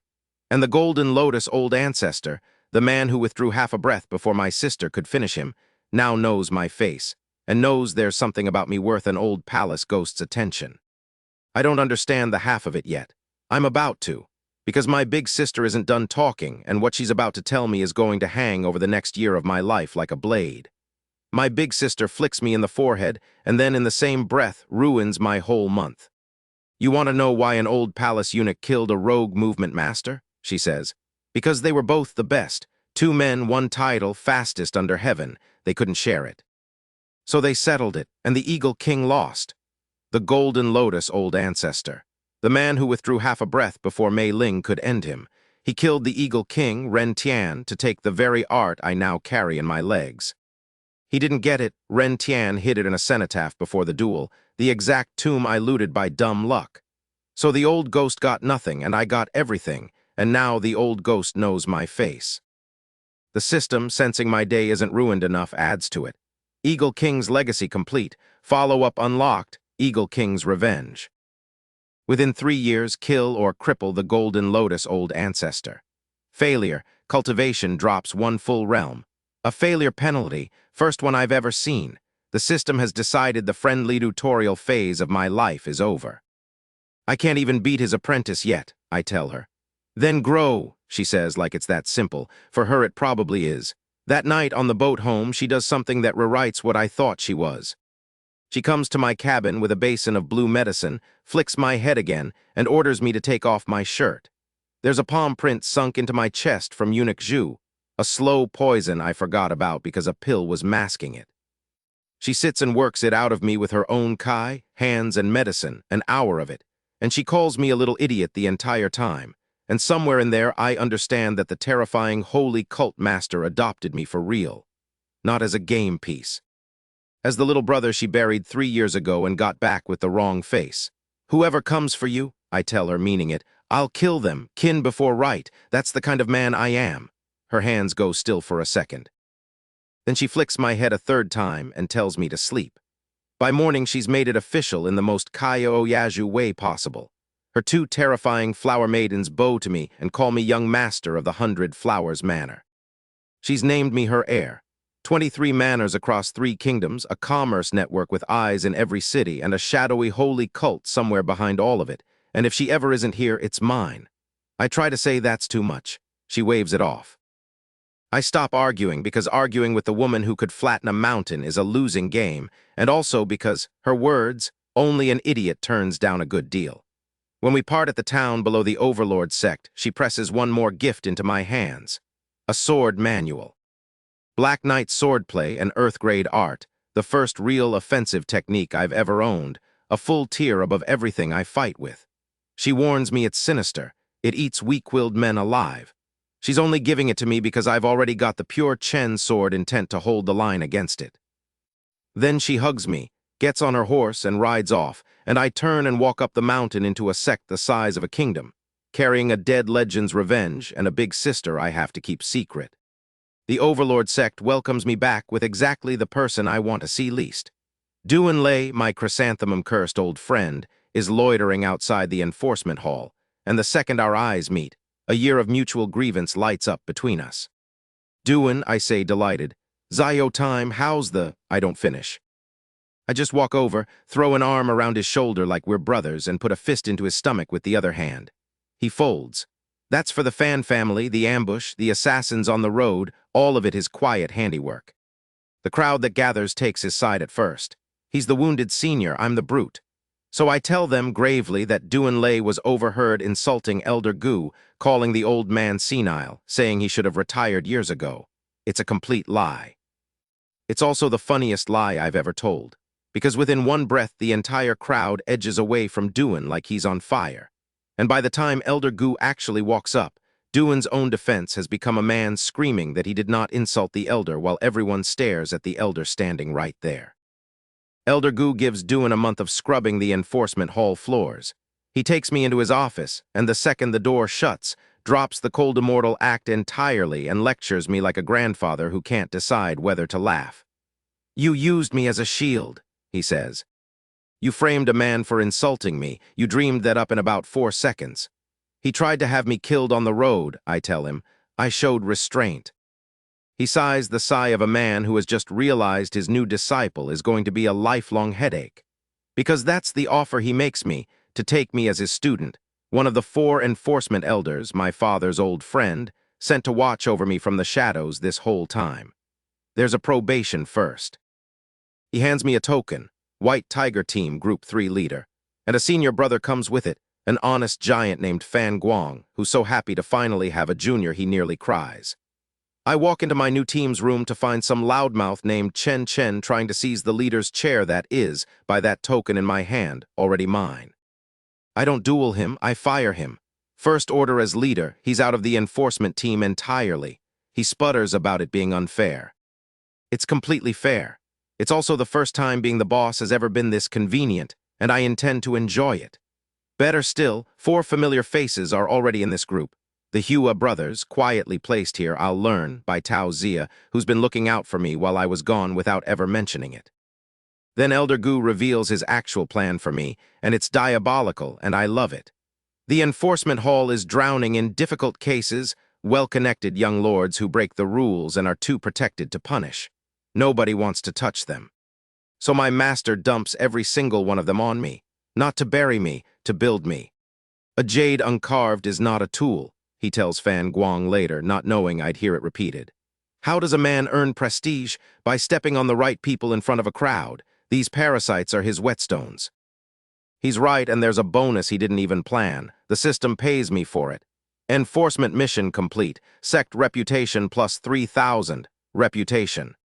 A second currency, one that buys chests, bronze, silver, gold on up. And it turns out arresting spoiled sect brats is the fastest reputation farm in the world, so I go hunting. The first name is Huang Shiang, a serial harasser who slipped the enforcement team a dozen times by running home to hide behind his father, an elder. I don't corner him quietly. I walk up to him in his father's own courtyard in front of his cronies and hold up my token. Huang Shiang, Enforcement Hall. Come with me, he laughs, his friends laugh. Do you people have nothing better to do? I'll just complain to my father again. Is it against the rules, I ask Hua Shan beside me, to hit people during an arrest? Not as long as you don't cripple them, Shan says helpfully, and if they strike first you may return it however you like. Then there's no problem at all. I look back at Huang Shiang. Beat anyone who raises a hand. Don't kill. I'll take the responsibility for all of it. He bolts for the hall to hide behind his father, but he's not faster than the eagle movement, and I seal his meridians with 3 quick strikes before he's taken 3 steps. His father comes screaming out of the building, a martial king, a whole realm above me, and throws a palm big enough to flatten a house. I meet it with a flame-wrapped sword shout and force the old man back 5 steps while I give up 3. The whole courtyard freezes. A sect elder, unable to put down a boy who joined the inner gate 3 months ago in front of his own son. I don't press it. I lower my sword and soften my voice and hand him a way out. Elder Huang, your son gets 10 days of reflection at most, less if he behaves. Why escalate? It only hurts him, and it only hurts you. He glares at me hard enough to spit blood. Then he takes the exit, because the alternative is being the elder who went to war with a core disciple in the making over a boy everyone agrees is a nuisance. You're eloquent, he grinds out, and turns his back on his own son. I clear the whole backlog in 2 days and go ask Fan Guang for more. His eyes nearly fall out of his head. I'm just watching the reputation bar climb toward a 10-drawer of silver chests. The problem with stepping on well-connected people is that some of them are connected to the Zio family. I've arrested one of their grandsons, a genuine monster who murdered fellow disciples and expected his family name to cover it. When the Longs come to demand his release, they don't threaten me. They bribe me. Madame Duan, a martial king, the Zio patriarch's daughter, married to an enforcement elder, offers me a golden road. They're backing a core disciple's seat, anything I want if I just let the monster walk. It's a trap, and even if it weren't, I don't sell verdicts. I refuse. I turn and leave, and behind me the Zio family sits down at a long table under an 80-year-old patriarch and starts deciding quietly that I have to die. Good. I was getting bored of them being subtle about it. I don't get to hear what the Zio family says about me behind their walls that night. But I can guess most of it, and I've since filled in the rest, and it's worth telling because it's the first time a great power sat down in a locked room and decided as a matter of family business that I had to die. Picture the hall. A dozen of their strongest around a long table. At the head, Zio Jing, the patriarch over 80, white-haired and still a martial king at his peak, a grand elder of the whole Overlord Sect. Down the sides, his children and grandchildren, most of them martial spirits, all of them used to being feared. And 2 empty chairs worth of tension because enforcement elder Duan, the family's own man, the one they raised into power, didn't bother to come. He's been quietly cutting the strings, and everyone in the room knows it, and nobody says it too loud. They've got 2 problems on the table, and both of them are named after me. The first is the grandson I arrested. Serpent Feng, the old man's spoiled favorite, a murderer 3 times over, sitting in an enforcement hall cell where I put him. The patriarch asks flatly whether the boy actually did it. His father squirms. And Zio Jing, who dotes on the boy but is not a fool, makes the cold call. Let him confess. Because the alternative is my master's interrogators taking him apart, and that spineless brat would spill every Zio family secret inside 2 days. Better a punished grandson than a gutted family. There's no love in the decision. There's just arithmetic. That's how great families survive to be great families. The second problem is me. His 4th son, Zio Ming, the one I demoted, the one who hates me most, leaps up and shouts that I have to be killed, and the whole table mocks him for being scared of a boy. Once bitten, 10 years he fears a rope. But then his daughter speaks, and the mockery stops because when Serpent Ling talks, the patriarch listens. She's the sharpest mind in the family, and if she'd been born a son, she'd have the seat. And she lays it out cold. That boy will never be grateful to us. He'll only hate us. He killed the Dragon Gate 4 beasts we sent after him. He's cunning past his years. Right now he can't hurt us, but he has the Jinling Ling clan behind him, his mother's Duan family beside him, Elder Gu above him in the sect, and a cultivation talent none of us have ever seen. Let him grow, and one day he won't be a nuisance. He'll be the thing that ends this family. Nip it now while he's still a bud. And then her brother offers the method, and it's clever, and it's the trap I'll walk onto 3 days later. They can't move against me openly. My master won't allow it. The sect master won't allow it. Half the elders have decided I'm the future and won't see me ruined for nothing. An elder crushing a junior would be bullying, and it would cost them everything. But a junior challenging a junior, that's just youth. That's honor. So they'll send Zio Hao, the eldest grandson, the family's true hope, the 1,000-mile colt, a top core disciple fresh out of a breakthrough seclusion, to challenge me to the life and death arena, where the array seals, where nobody outside can reach in, where life and death are settled by the 2 men on the platform, and no one can be blamed for the outcome. He kills me legally. He builds his own legend on my corpse right before the grand competition. And he does it in a way that even my master can only stand and watch. But would the boy even accept such a challenge? The patriarch asks. A veteran core disciple against a newcomer of a few months. If he's smart, he refuses and keeps his dignity. And Serpent Ling smiles because she's read me better than anyone in that room, better than I'd like. He'll accept, she says. I can guarantee it. That boy is proud to the very bone. He would rather die than bow his head. She's right. That's the thing about the woman. She's exactly right. The only thing she gets wrong, the one variable her cold arithmetic can't price. is what happens when a proud boy who'd rather die than kneel turns out to have a bigger trump card than the family that's been cultivating theirs for decades. But that's 3 days away. Tonight in a locked hall, an 80-year-old patriarch nods, and the machine starts turning.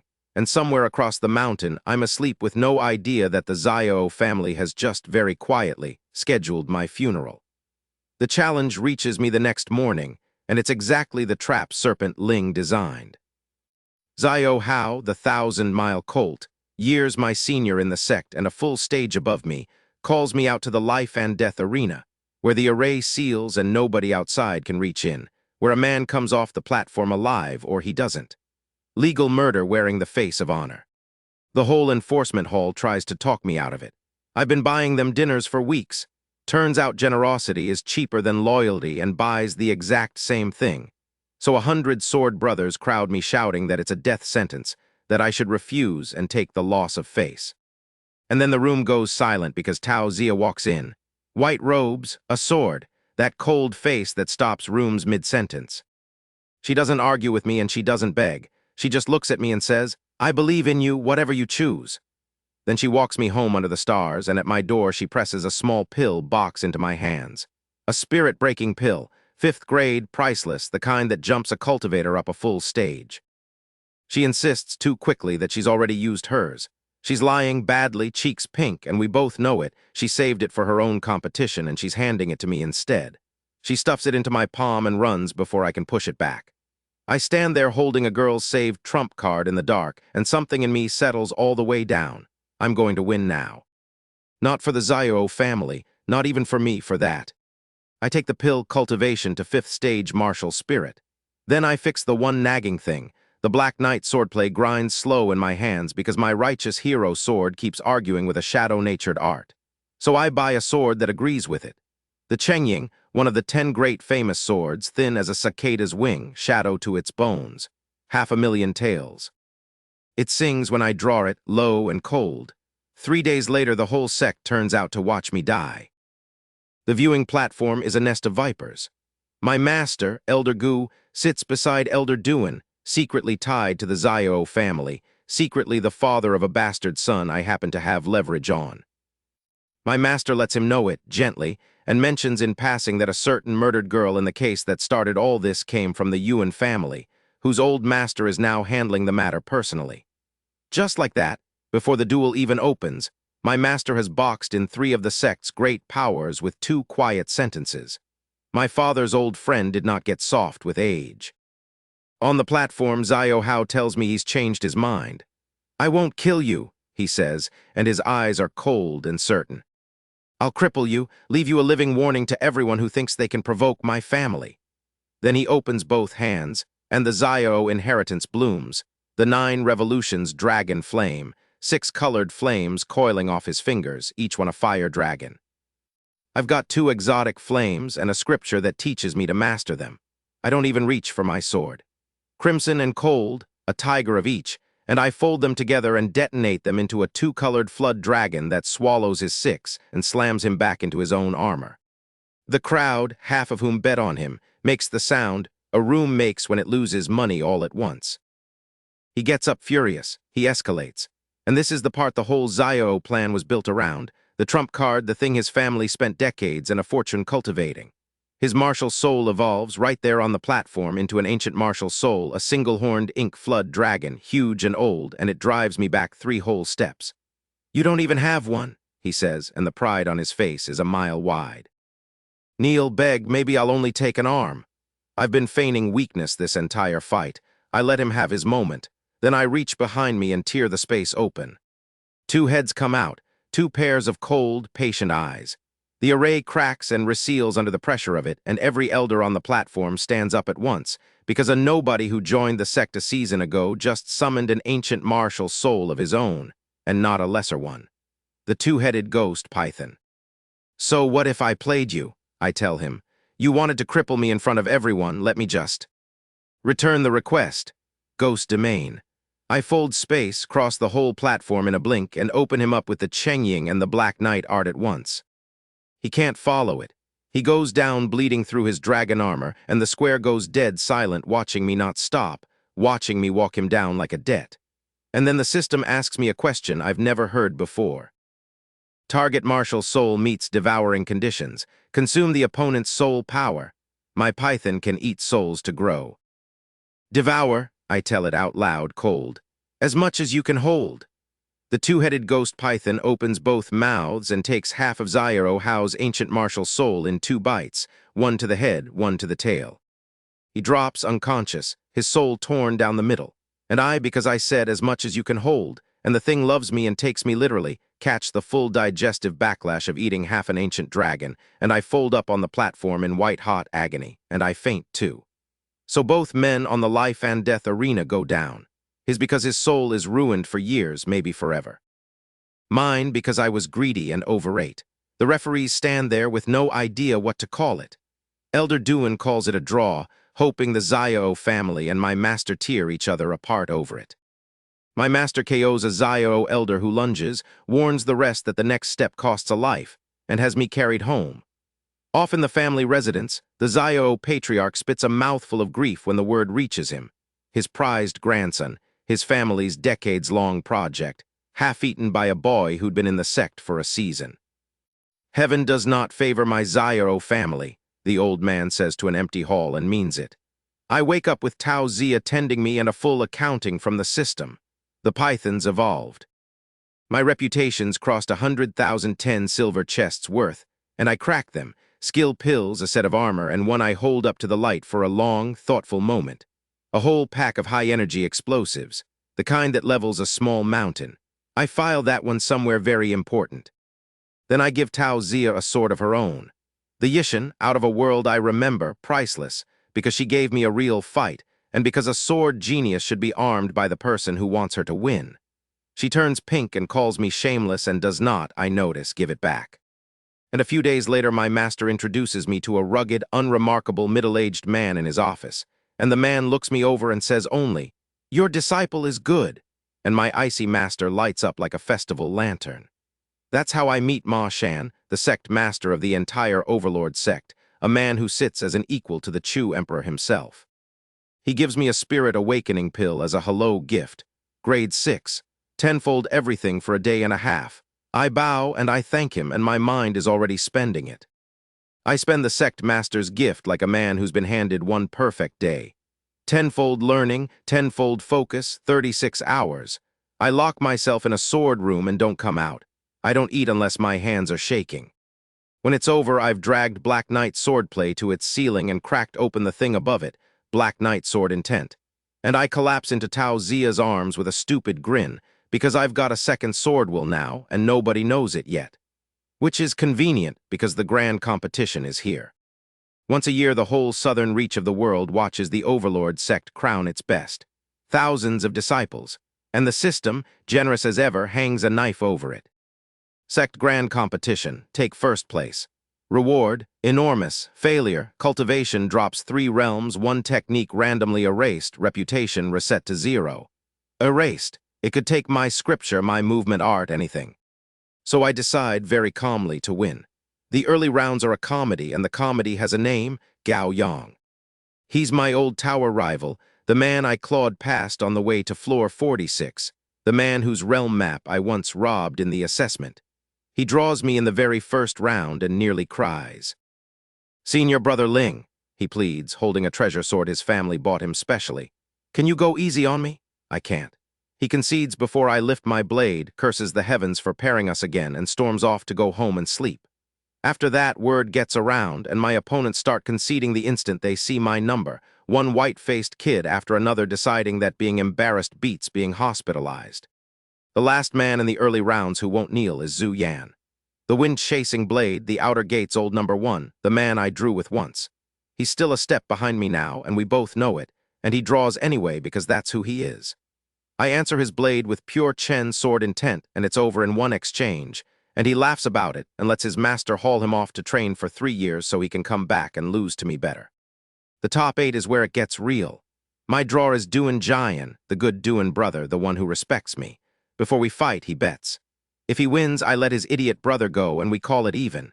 If he loses, I spare the brother anyway. His family owes me a favor, and I get a martial soul seal, a priceless treasure that grows a martial soul. I take that bet in a heartbeat. He's the hardest fight of the tournament. Thundercloud armor, a mature white wolf soul, a lightning spear that draws first blood. So I stop hiding and bring out the trump nobody's seen, Ghost Domain plus Black Knight plus the Chengying, folded into a single strike I call Nightfire. He's at his peak and it doesn't matter. I'm behind him before his spear lands and he goes down. That night I feed the martial soul seal to my python, and it eats the thing whole and rockets from a nascent soul most of the way to maturity. It can form its own weapons now, a spear, a saber, whatever I imagine. The final four are me, Tao Zia, the defending champion Qin Yang, and one more. The semifinal draws me against her. We could tear each other apart. Instead, she suggests we finish the sword duel we never finished. Swords only, no souls, no flames. It's perfect and it's kind. Neither of us gets hurt, both of us get to be honest. She opens with 4 sword intents at once, the 5 elements -1, and when I break them, she fakes the 5th through her sword and completes the whole cycle. I've got no answer for that except a stupid one. I force my pure Chen and Black Knight into a rough Yin-Chen fusion that has no business working, and it shatters her fake 5 elements before it blows apart in my hands. Then she says she has one more move. I panic, my fusion nearly killed me holding it, and I try to talk her out of a serious fight. It's just a small tournament, I babble. No need to be so intense.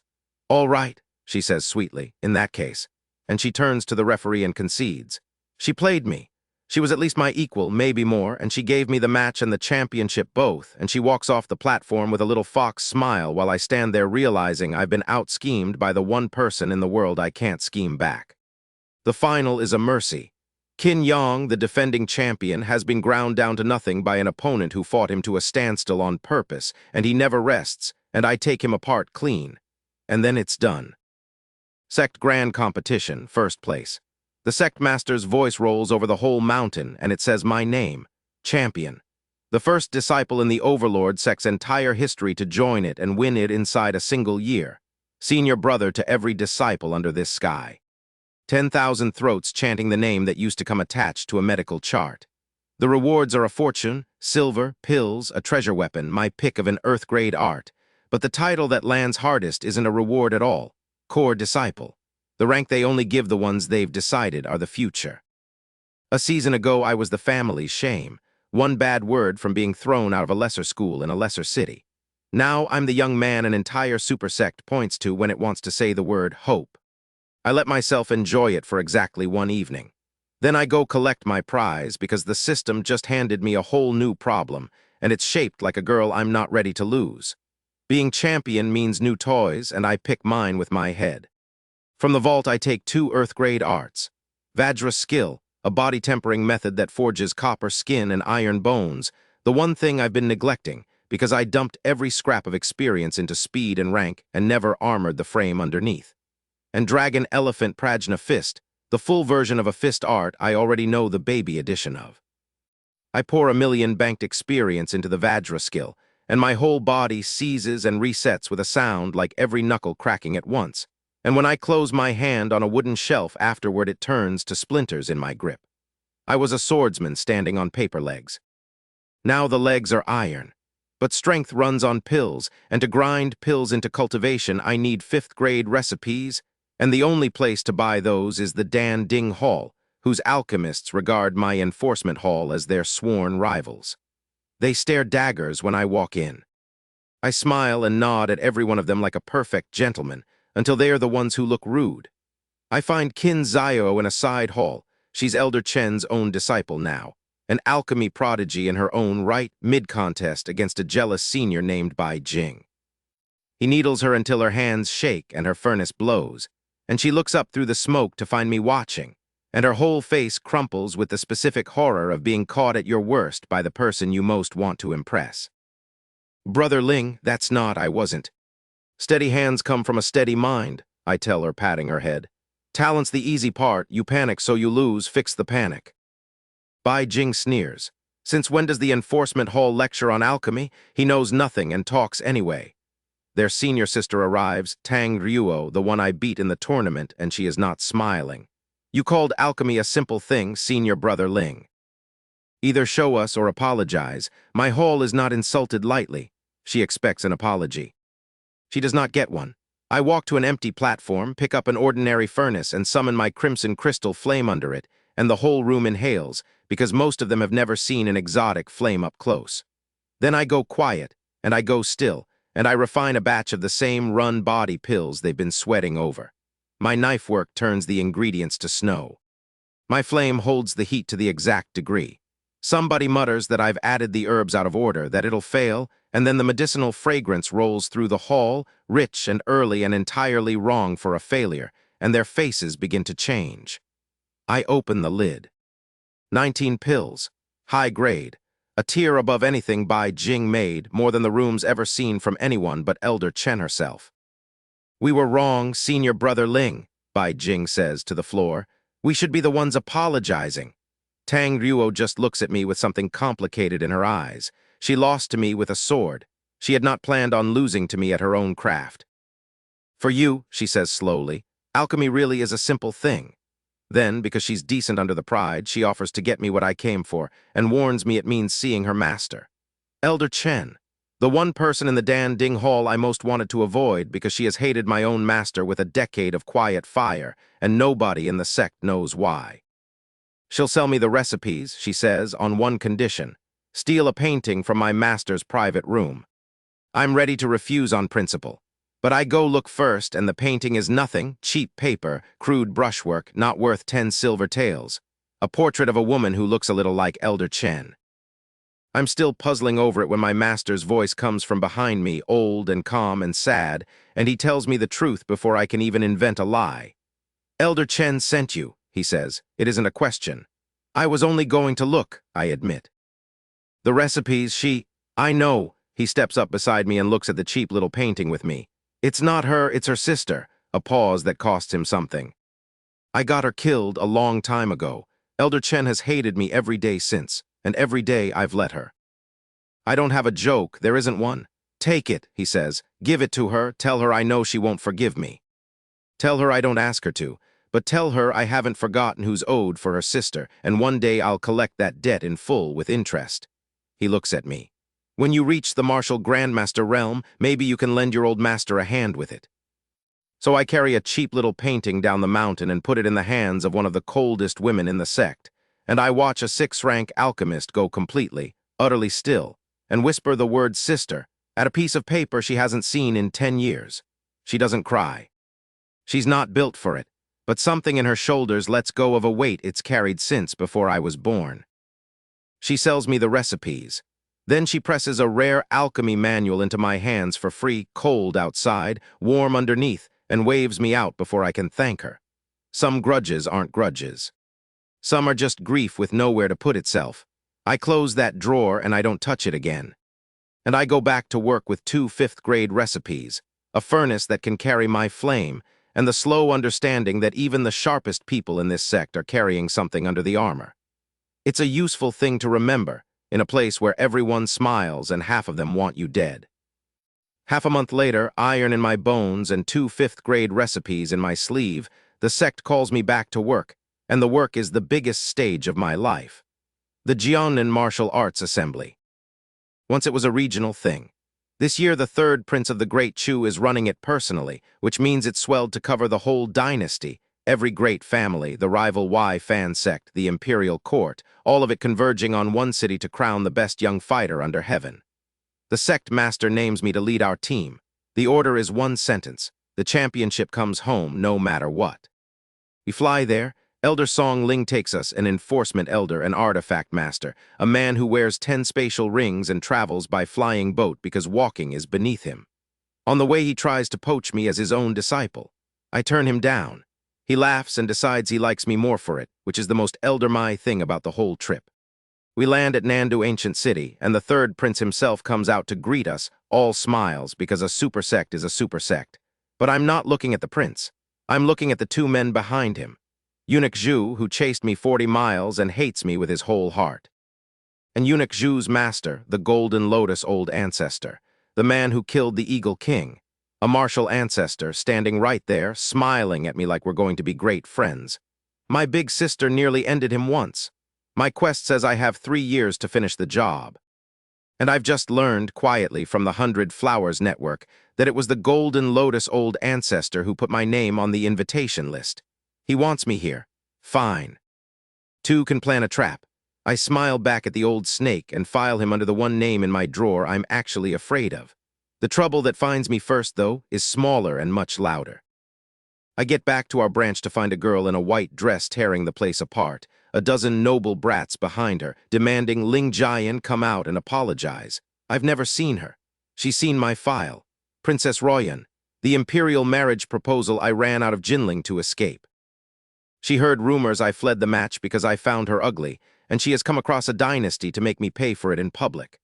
Apologize to me in public, she demands, hands on her hips, chin up at an angle that takes real neck training, and I'll let the matter go. The whole square laughs, my disciples included, because I'm the senior brother of a super sect and she's asking me to kneel over a rumor. You may leave, I tell her. Once, what happened today was an accident, don't make it twice. She can't accept that, so she throws champions at me. First, a pampered young lord named Gao Feng who turns out to be a formation master. Rare, dangerous, a cage of misty flags closing in around me. I don't wait for the cage. I put one punch through it. Vajra body, dragon elephant prajna fist, the totem roaring, and the flags shatter and Gao Feng goes over backward coughing. Then a blue-robed spear tiger named Gu Bao, of the Zhu military family, the only one of them who didn't flinch under my aura. He's better, a real spear, real killing intent. So I fight him with my fists on purpose, no sword, and use him to drill my body art until he realizes, furious, that the formidable enemy is treating him as a sparring dummy. How dare you test your moves on me? He shouts, and I tell him we're just taking what we need, and when he finally forces my hand, I draw and put him down with one sunlit stroke. The princess herself comes last from the side, a real talent with a real sword, and stabs me clean through the chest. Except it's an afterimage, and I'm already behind her, and I put her on the ground and her dozen noble brats after her. Then the hidden bodyguards come out of the walls, 4 martial kings, over one girl's tantrum, and it nearly turns into a war on our own doorstep. Until Elder Song drops a Martial Ancestor's pressure over the entire city, pins 4 kings out of the air with a wave of his sleeve, and says, in a voice every soul in Nandu hears, "This is Jiangnan. My Overlord Sect is the true ruler of Jiangnan." The princess and her kings fold like wet paper. The whole thing evaporates. But it wasn't really about a jilted princess. 4 martial kings, hidden, ready over one girl's tantrum. Somebody used her to test our branch, to see what we'd do and how hard we'd hit. Somebody wants something out of this assembly, and the princess was just the finger they poked us with. I have a very good guess who, and I've got a whole tournament to get through before I get to prove it. The rain does what I couldn't work up the nerve to. Tao Zia and I are walking the branch garden when the sky opens, and we duck into a stone pavilion, and she's laughing, really laughing, the cold gone off her face, and I realize I'm just standing there staring like an idiot. So I stop being an idiot. I take her by the shoulders and I ask her straight if she knows how I feel. She asks me if I mean it, if it's for a lifetime. For a lifetime, I tell her, and I mean it more than anything I've said since I woke up in this world. She closes her eyes and lifts her chin, and the rain comes down, and I kiss the coldest, sharpest, most impossible girl in the sect, and she isn't cold at all. Then she runs off because she's shy, and I go back to my room grinning like a fool, and I let myself have exactly that, the one clean good thing. The world does not let me keep it clean for long. That night I catch a shadow going over the branch wall, a black-clothed intruder, and when I run her down, she turns out to be a martial king old woman, Granny Kin, who has come to teach me a lesson. I fight her, and I lose ground, and it takes the whole yard collapsing under Black Knight's sword intent to hold her off. And then Tao Zia walks out, and the terrifying old woman drops to her knees and calls her Miss. Because Granny Kin is Tao Zia's guardian. And she doesn't approve of me. And there's a bigger truth under that. One Tao Zia tells me later, by the lake, that she isn't from this kingdom at all. She's from the Central Plains, the true heart of the world, of which this whole dynasty is a forgotten corner. Her family was slaughtered when she was 7. Granny Kin smuggled her here to the Overlord Sect to hide and to grow. And now the surviving branch of her clan has resolved their old enemies, and they want her back, into the direct line of a family so large it could erase this kingdom without noticing. I could try to keep her. I don't. Fallen leaves return to their roots, I tell her, and I mean that too. You have family there, you're too big for this small sky. And when she asks, quiet, what about me, I tell her I'll come find her. That a great genius needs a broader world, and I intend to go to the Central Plains myself one day and stand next to her as an equal. She calls me shameless. She believes me anyway. I hold her and I file the Central Plains next to the Golden Lotus Old Ancestor, one more thing I have to become strong enough to reach. But that's tomorrow. Today there's a tournament to win, and rivals worth naming. Fan Sect sent their best, including Murong Rui, the ice genius I fought to a standstill in Black Dragon City, and their untouchable senior brother, a swordsman with the power of time folded into his blade. The court sent a monster called Tiger Fool who once tore a martial king apart with his hands. The army sent a butcher called Little Zio Fan. Every one of them wants the crown, and every one of them is dangerous. The group stage sorts them out fast. My very first opponent tries to negotiate me into throwing the match, a girl with 2 bouncing pigtails and a delicate little face, who turns out to be my own cousin, Duan Ziolan, my uncle's cherished daughter. How about you let me win, cousin? She says, and when that fails she actually fights and I don't beat her. I give her pointers instead because her father saved my life once and she's still a kid with a real sword and no reason to get hurt. Word gets around after that and my later opponents start conceding the instant they see my number. One man doesn't, a northern killer named Guo Hengji, who's built a nasty reputation on the corpses of the men he's fought, and who's arrogant enough to think beating me will make him famous. The one who ends you today, he announces to the crowd, milking it, will be me, Guo Hengji. Remember the name. One sword, I tell him, holding up a single finger. I'll only strike once. Black Knight, Night Wind, swift as the wind, and I'm behind him before his slaughter blade lands, and he's off the platform and against a stone pillar coughing before he finishes his threat. Nobody has to remember the name. Then Murong Rui. She never concedes. We go fist to fist, ice against Dragon Elephant, and her ice soul body has climbed a whole level since Black Dragon City, but so have I, and when my python comes out her ice cracks and she has to yield. She walks off pale and silent. I let her go. She isn't the girl I'm coming back for. And then I meet the one opponent who found my one weakness, and he nearly ends my whole tournament with it. His name is Ma Hao, a low-key royal, and secretly the disciple of the greatest alchemist in the entire dynasty, which means his mind is as strong as mine, and he's done his homework, and he knows the single crack in my armor. I have never learned a mental art in my life. He has. He blocks my opening sword with a prince's borrowed shield ring, a treasure that turns a martial king's blow, never mind mine. And then, while I'm hammering uselessly on it, he presses a hand to his own forehead and drops my spirit clean out of the world. I come to standing in a silver dream. Silver rivers overhead, silver earth to every horizon, nothing living but me. A giant's face forms in the sky, his asking me over and over if I'll surrender, the words echoing until they're the only sound there is. When that doesn't break me, the rivers come apart into 10,000 soul-forged spears and rain down, and there is no dodging inside a place a man built specifically to hold you. My real body stands frozen on the platform, an empty statue, while inside I drown. I can't out-clever him. His mind is a match for mine, and this is his home ground. So I don't try to out-clever him. I do the one thing his dream world can't account for. I gather the 2 exotic flames into my hands.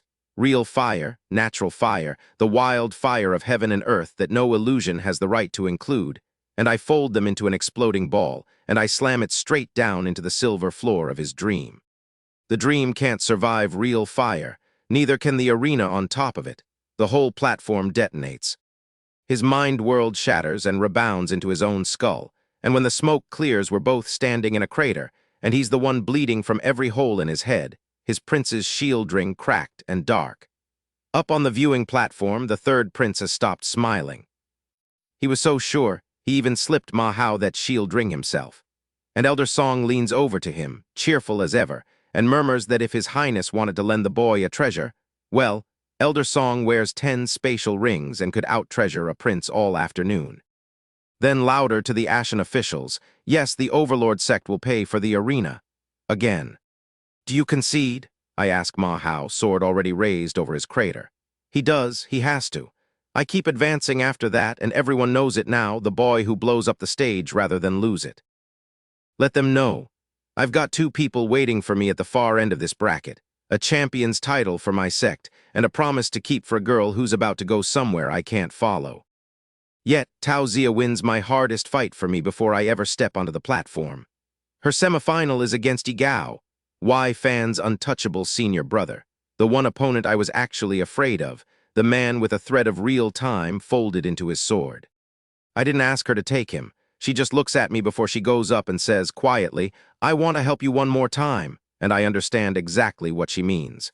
She lets him bring out everything, his folded rivers of sword light, his master's forest art, wood and water braided together, and finally his trump, a killing move with a sliver of time in it, the kind of technique that simply ends people who aren't ready for it. And she answers it with all five at once. Metal, wood, water, fire, and this time the real earth too. The true five elements sword intent, a full closed cycle, one of the highest things a swordsman can ever hold. His power of time meets it and is erased, not blocked. Erased, Yigao sits down on the platform, the gentlest man in the tournament, and he smiles the smile of a swordsman who has finally met someone he cannot reach. When there is a cow, he says, half to himself, why must there also be a fiancee? And he concedes. She just handed me the tournament's most dangerous man on a plate. And then, before I can even cross the square to thank her, the sky goes dark. A flying colossus, hundreds of feet long, an emblem of a mountain with a sword through it, casting a shadow over half the city, a machine no kingdom in this whole southern reach could build. It's the Central Plains come for her. Taya Mountain, one of the 6 great powers of the true world, the giant our entire Overlord Sect once served as a lowly vassal before it fled here to survive. They open a hatch and step into the open air like gods stepping off a cloud. 100 experts. 4 martial grandmasters. And at the center a plain-robed man whose pressure alone bends every grandmaster in this kingdom, including our own Elder Song, who flies up to greet him, is answered with 3 cold words, and is then simply ignored, the way you ignore a servant who spoke out of turn. A middle-aged woman calls Tao Zia forward. Far, third aunt, family. And I watch the coldest girl in the sect turn into a 7-year-old who never got to go home. They tell her the clan Old Ancestor has agreed to take her line back into the direct lineage. They tell her the enemies are dealt with. They tell her to come home. And she turns once and looks at me across the whole square, and there's a plea in it and a goodbye, and I don't have a single joke. I smile, and I wave her on. The way you wave off the one person you'd give anything to keep, because I can't stop this. Nobody in this kingdom can stop this. A whole sect's worth of grandmasters just got treated like furniture. She bites her lip and she nods, and she steps up into a machine from a bigger world, and it lifts off and carries her away. And from the first word to the last, not one of those Central Plains people says a single thing to any of us. Because to an eagle, the frog in the field isn't rude. It's just far away. So that's what it feels like to be beneath someone's notice, I say quietly, watching it shrink into the sky until it's gone. It doesn't feel good. I mean the last part like a vow. Elder Song comes to stand beside me, and for once there's no smugness in him, just a long sigh. Raised her for years, that girl, he says. Always knew she'd leave one day. Doesn't make it easier, like watching your own daughter get carried off. He rubs a ring on his finger. The sect cultivated her this whole time, hoping her family would look kindly on us. Hoping one day we might crawl back to the Central Plains where we belong. And will they? I ask. That, he says, depends on people far above you and me. Keep growing, boy. It's a very big world up there, and it's not waiting. There's still a tournament to finish, and I finish it angry. My semifinal is Tiger Fool, the court's 2-meter monster of raw natural strength, and I don't fight him like a swordsman. I fight him like a man with something to burn off. Bare fists, my sword left in its sheath. Iron Vajra body against his beast body until I'm bleeding and grinning and half-mad, and he actually asks me if I've lost my mind. Maybe I have. My python chews his soul apart, and I end it with the exploding ball and blow up an arena, and Elder Song has to stand up and promise the furious officials, again, that the Overlord Sect will pay for the damage. The final is Feng Ling, little Zio Fan, the army's cold-blooded butcher, and the one man everyone but me called the favorite. He's better than his reputation, every strike refined on real battlefields, everyone a killing stroke. and we trade blows until we're both torn open and neither of us will give an inch of the platform. Then he tears open his own chest and shows me the thing he's hidden his whole life. 2 martial souls, not just two ancient ones, a demon ape and a shadow wolf. And with both of them out, he suppresses my single python 2-to-1 and drives me to the platform's edge, the shadow wolf circling for the kill. "You've got 2, I tell him, wiping my mouth. "Funny thing. I walk back to my python and take its 2 great heads, one in each hand. So do I. It knows what I want, and it splits right down the middle into 2 nearly identical ghost pythons, because a 2-headed soul was always 2 souls wearing 1 skin. 2 against 2 now. I bait the shadow wolf, run it out of the dark with a ghost domain that shares its very nature, and my flames finish what my swords began. Feng Ling's twin souls collapse together, and my 2 exotic flames blast him clean off the platform, and it's over. Jian and Martial Arts Assembly, first place, champion of the whole Dynasty's youth. Number 1 under the southern sky. A cripple's name at the very top in front of every great power in the Great Chu.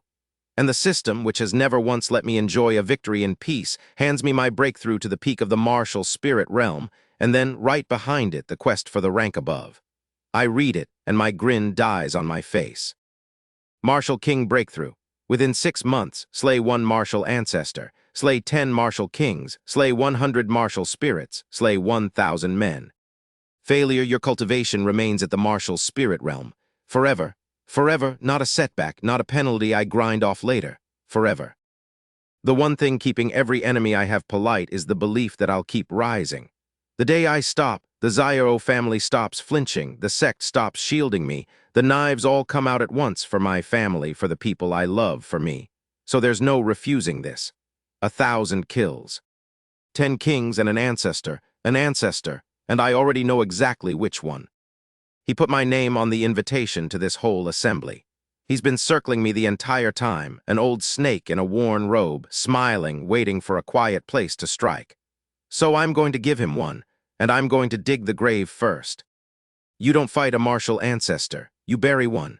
So I build a grave. The 100 Flowers Manor buys me an abandoned mountaintop temple, Hanshin, 1 road up, cliffs on every other side, and I fill it with the strongest hand I can gather without tipping anyone off. Blade Guo Chen, a top martial king and my father's oldest friend who came for a single letter and won't take a coin. 2 overlord elders, borrowed quietly from distant branches.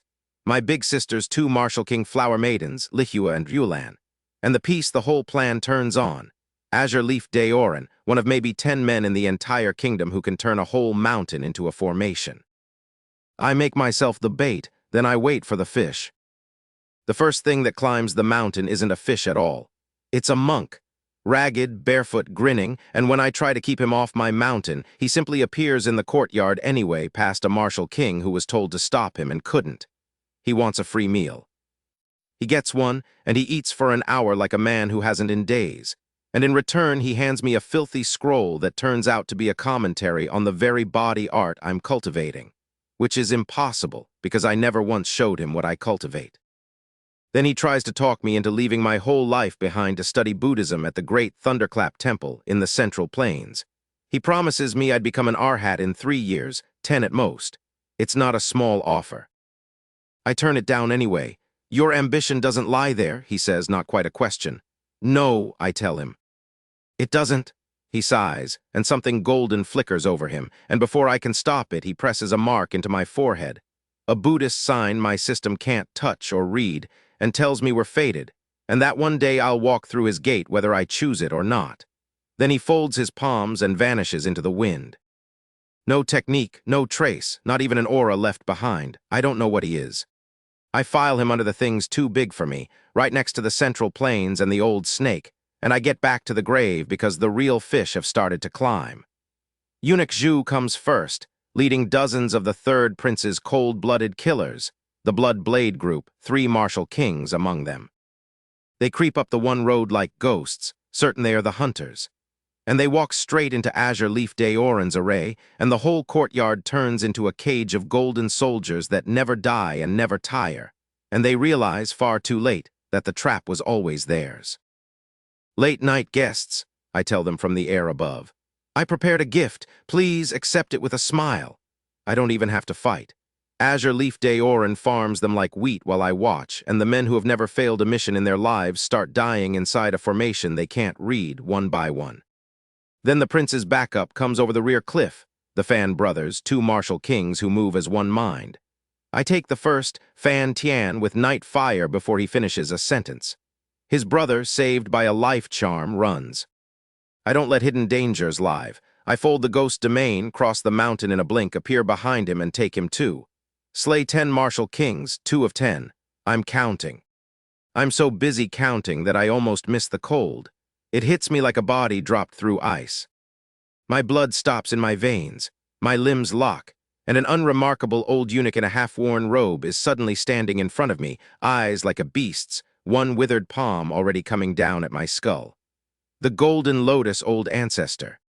He was here the whole time, cautious, patient, using the Fan brothers as a probe, spending their lives to be sure the ground was safe before he stepped onto it. A Martial Ancestor's aura alone nearly cracks me open where I stand.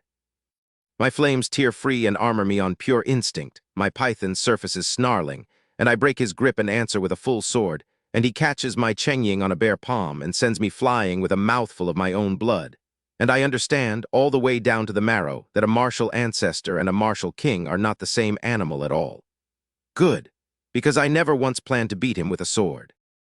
I nod to Azure Leaf Daoran. He blows the golden soldier array, everyone still trapped inside it dies in the blast, and springs the real thing. The Huenshan Great Formation, built from the whole mountain's bones, that seals every soul on this peak inside it, and can't be broken from within. Guo Chen and the 2 elders come off the rooftops where they've been hidden this whole time. 6 of us now, everyone with a king's strength or better, and we close on the old snake at once. And no matter how terrifying he is, 6 blades that never stop leave a man no room to breathe. He's a Martial Ancestor. He should be able to explode one of us and scatter the rest. But there's no gap. One strike lands as another's already falling, martial art on top of martial art, and even his famous speed is smothered under the formation. He's furious, he's spitting. I haven't felt this good in weeks. In the churn, I catch Eunuch Zhu, recovered just enough to try to help his master, going for the weakest of us, Lihua. I fold the ghost domain, put myself in his path, and run him down with flame and steel before he lands the blow. He doesn't even scream. Slay 10 martial kings, 3 of 10. And killing his disciple in front of him pushes the old snake past caution into madness. He burns a secret art, his power spiking past anything a formation can hold, and he stops caring about the others and comes for me alone, because he's finally understood that I'm the one who dug this grave. Which is exactly what I've been waiting for. I run, not away, toward. I let him chase me through the collapsing temple, close enough to feel his palm wind at my back, blood coming out of my nose from the pressure. And I lead him into the largest hall in the compound, and I lure him a half step over the one patch of floor that matters. Then I stop luring. I fold the ghost domain one last, agonizing time, my body screaming at the cost, and I'm gone, up and out into the open sky. And under that floor is the whole pack of high-energy explosives from the silver chest. The formation triggers them together. The entire mountaintop goes. Hanshan Temple, every hall, every wall, decades of quiet history, simply ceases, turned to a bare stone crown in a single roar of light and dust.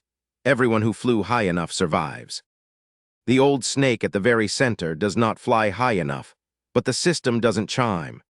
So I make Azure Leaf Daoran search the rubble, every crevice, because a Martial Ancestor doesn't die easy, and we find him wedged in a rock crack, blown clean in half, only his upper body left and still impossibly breathing. He lifts his head. He looks at me with a hatred old enough to have killed the Eagle King. "Ling Jian," he grinds out, blood on his teeth. "You are so ruthless, I." "Whatever you have to say," I tell him, and the Chengying comes down. "Save it for the next life." His head rolls, he stops. Slay 1 Martial Ancestor, complete. Eagle King's revenge, complete. The man who killed my teacher's legend, dead in a rock crack on a mountain I unmade. The hardest wall of the breakthrough quest, cleared in a single night. And when I claim the revenge reward, a dead legend pours his whole life into me. Every fight Ren Tian ever won or lost, decades of it, filling the one thing I never had time to earn. My cultivation doesn't move a hair, but I stop being a boy who rose too fast on borrowed speed, and I start being something older and quieter and much, much harder to kill. I killed a Martial Ancestor at the peak of the Martial Spirit Realm. And I'm not done yet. The third prince sent every killer he had to a mountaintop to erase me quietly. So the next morning I go to his front door loudly, and I bring the killers back. 3,000 Overlord Sect disciples ring his mansion in Nandu, elders and all, and nobody asks whether they should follow a core disciple against a prince of the realm, because a core disciple who just killed a Martial Ancestor doesn't get asked. The prince comes out furious, demanding to know what crime I've committed by surrounding his home. I brought your highness a gift, I tell him. Once you see it, everything will be clear. I clap my hands and my people carry them in. Corpse after corpse laid out in his courtyard.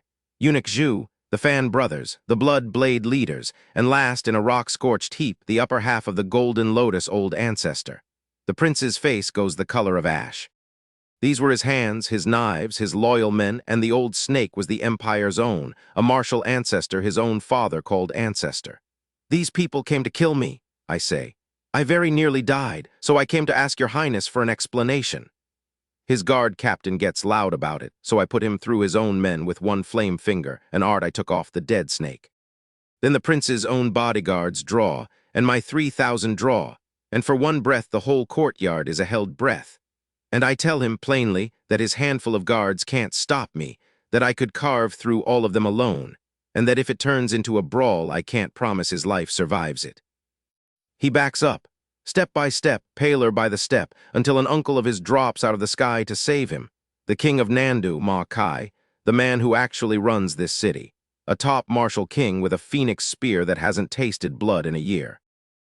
I slap the prince off his feet before he finishes yelling for help, too loud, and I go up to meet the king in the air. He's good. Genuinely, dangerously good. His spear is a better weapon than anything Feng Ling carried. But I'm not the boy who arrived in this city. My cultivation sits at the peak of the Martial Spirit Realm. My body is iron 7 layers deep. A dead legend's whole lifetime lives behind my eyes, and my swords carry 2 sword intents at once. We trade his phoenix spear art for my night mountain, and the ground cracks and the pavilions fall, and when the dust clears we're both standing, and neither of us has moved the other. A top martial king, held to a draw by a boy he outranks by a whole realm. He lowers his spear first. No matter how great my name, he says, quiet, I'm growing old. The world belongs to you young ones now. Seeing you, I finally understand what that means. He could fight me to the death and maybe win. He won't because killing an Overlord Sect core disciple in broad daylight buys him a war he doesn't want. So he lets me go, and I take my 3,000 and leave, and the whole siege lifts off the prince's mansion like a tide going out. And I leave the prince the one weapon I actually came to deliver, the corpses. Because a Martial Ancestor is dead, and someone in the imperial family has to answer for that, and the only someone standing in that courtyard is the third prince. The king of Nandu says it out loud before I'm even off the mountain road. Someone must take responsibility. Not him. So him. Days later, in a study I never see, the Chu Emperor listens to his favorite son grovel and blame me for all of it. And then he sends that son to guard the frozen dead end at the top of the world, forbidden to return without permission. The crown prince's seat, the throne behind it, the whole shining future, gone, over a mountaintop I unmade in a single night. The emperor sits alone afterward and looks south toward me and says my name. You killed my ancestor. You forced me to exile my son. A pause and something terrible waking behind his eyes. Truly a formidable young man. But can you withstand my wrath? Let him wonder. So here's where a season leaves me. I woke up in a body with cut meridians, dumped by a girl in a green dress, one bad word from being thrown out of a small school in a small city, worth 2,000 taels and a fat man's contempt. Today an entire dynasty's emperor is sitting in his palace saying my name like a threat, because I killed the deadliest old ghost he had and made him exile the son he loved. The cripple became the man the throne is afraid of. That's the whole distance in one line. But I've collected more than I've closed. My big sister has gone quiet behind a Yun Feng mask, off doing something with 5 demon bone artifacts that I'd sleep better not knowing about. A ragged monk left a golden mark on my forehead and a smile that says he'll be back. And my own system is still counting. A Martial Ancestor down, 3 kings down, and a long red ledger of kills between me and the next rank. Because that breakthrough quest doesn't care how famous I got. It wants 10 kings, 100 spirits, 1,000 ordinary men, all in under 5 months, or I stay a martial spirit for the rest of my life. I don't have a war handy to hand me that many enemies. And then, 3 days later, the world hands me one anyway. I only learned the shape of the disaster later in pieces, and I wish I hadn't. Because the pieces have my big sister in them. Far up on the northern border on a plain black with soldiers, someone tears a hole in the world. 100,000 Tang troops kneel in rows, each holding a red prism, and the light off those prisms braids together into a seal in the sky. At the center of it stands a woman in white with a Yun Feng mask. Beside her, the god of war of the Tang army, a man half a step from emperor. And between them, 5 demon bone artifacts fuse into one and crack open a black abyss that breathes a red haze over the whole plain. The grass dies. The soldiers' eyes go red. They start chanting the same word, kill, kill, kill, and their strength doubles, and their patience for staying alive drops to 0. The woman in the mask is Mei Ling, my sister. The one who healed the hole in my chest, made me heir to her manor, cried a little when she thought I looked like her dead brother. Her holy sect, it turns out, has another name people say quieter. The Black Demon Sect, the thing that almost ate the Central Plains once and got scattered for its trouble. And she's just handed 4 kingdoms a war engine and a promise. Unify the whole southern world in 7 days, and the sect becomes its only religion. A wine-drinking monk from a temple I've never seen tries to seal the abyss shut. They drive him off bleeding. Nobody stops her. I file that under the biggest, coldest drawer I own, and I don't open it because I don't know what I'd do if I did. Some things you don't say out loud. Some things you don't even think all the way to the end. What reaches me first isn't the abyss. It's an army at my sect's front door. I'm in the enforcement hall getting yelled at. My master, Elder Gu, has decided the correct response to your disciple killed a Martial Ancestor is to throw an ink stone at my senior brother and ask the ceiling why he ever took students. Then the war horn goes off across the whole mountain, low and huge, and we run. 100 golden dragon boats hang over the gate. Tens of thousands of Chu Imperial Guards ride them, and the man at the front is Feng Lai, Black Saber, top 3 in the entire empire, and he wants exactly one thing. Hand over Ling Jian. Elder Duan, who has hated me since my entrance exam, thinks that's a marvelous idea. He calls me a disaster to the sect and suggests they gift-wrap me. And then the good elders stand up, Mai, Chen, Ding, and tell him where he can put that suggestion, loudly in front of everyone, and for one lovely minute the Overlord Sect argues about me like I'm a treasure instead of a liability. Then the arguing stops. Because Feng Lai runs out of patience and my master flies up to meet him, and a Martial Sect peak monster like that would fold my master in half. He doesn't get the chance. A pressure rolls up out of the deep mountain like a second sunrise. A hand made of pure heaven and earth energy, mountain-sized, materializes over the gate and comes down, and the lead dragon boat, hundreds of elite guards aboard, simply stops existing. One clap gone. The Overlord Sect is not a place where you run wild. Scram. The voice rolls 1,000 miles. Feng Lai gets thrown back with his face gone gray, spitting the word he never expected to say today. Martial Emperor, my sect master, Ma Shan, a man I met once who gave me a pill and a nod and let me think he was just a rugged uncle. He's been sitting on the throne of a whole realm this entire time. He steps out of the sky, hands behind his backboard, and offers to add Feng Lai's head to golden lotuses for the Great Chu's recent bad manners. Feng Lai would have died right there. What saves him is an old man in embroidered robes teleporting in, the strongest expert Great Chu has, half a step below my master's realm and stuck there for a decade, who eats a dozen palm strikes just to buy a pause, and then gasps out the reason the whole board just flipped. The Tang invasion, the 4 kingdoms. The abyss, the east already burning. When the nest tips, no egg survives, so the sect and the empire that were about to kill each other over me have to stand shoulder to shoulder instead, right now, or drown together. Just like that, I stop being the biggest problem in the room. War is a great cure for a grudge. And I look at that, and everyone else sees catastrophe, and I see a quest board. Because my breakthrough mission still wants 10 martial kings, 100 martial spirits, 1,000 ordinary men, all dead by my hand, all inside 5 months. I've been lying awake doing the math on where you even find that many people you're allowed to kill. And the answer just marched over the eastern border wearing enemy colors.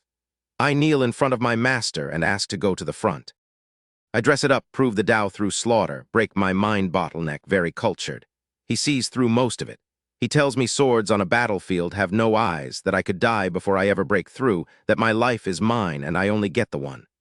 Then he sighs and reaches into his storage and hands me a silver-gray scroll he's been saving. 3,000 sword killing technique. Earth-grade, peak tier, the kind of manual a million tales can't reliably buy, the kind a not-rich old cultivator goes quietly broke to find for a student. Learned to the end, it summons 3,000 sword lights in a single breath. An army killer handed to me like a lunch. "Remember," he says, not looking at me. "Come back alive." Elder Song sends me a flying boat because Elder Song has apparently decided I'm his favorite person who isn't his disciple. And up on a high terrace, where I can't hear it, my master and the emperor of the sect watch me leave, and Ma Shan says the quiet part. If this boy breaks through to Martial King before he turns 20, he isn't just a talent. He's a successor. He's the reason the Overlord Sect finally goes home to the Central Plains. I don't hear any of that. I'm already in the sky, pointed east, spending a sword manual in my head. Behind me, a whole world is catching fire. In front of me is every enemy I need. I don't even make it to the war before the war comes to me. Just the wrong army. I'm cruising between two peaks when the danger sense spikes, and two mountain-sized sword lights come down from left and right to swat me out of the air, and a barrier flickers shut across the sky ahead. I get the flying boat back into my ring, blink 10 yards sideways on max-level eagle movement, and look up at a reunion I did not book. The Xiao family. All of them, dozens of their best, ringed around me in the sky, and at the front the old patriarch himself, Xiao Jing, 80-something, peak Martial King, a grand elder of the whole sect.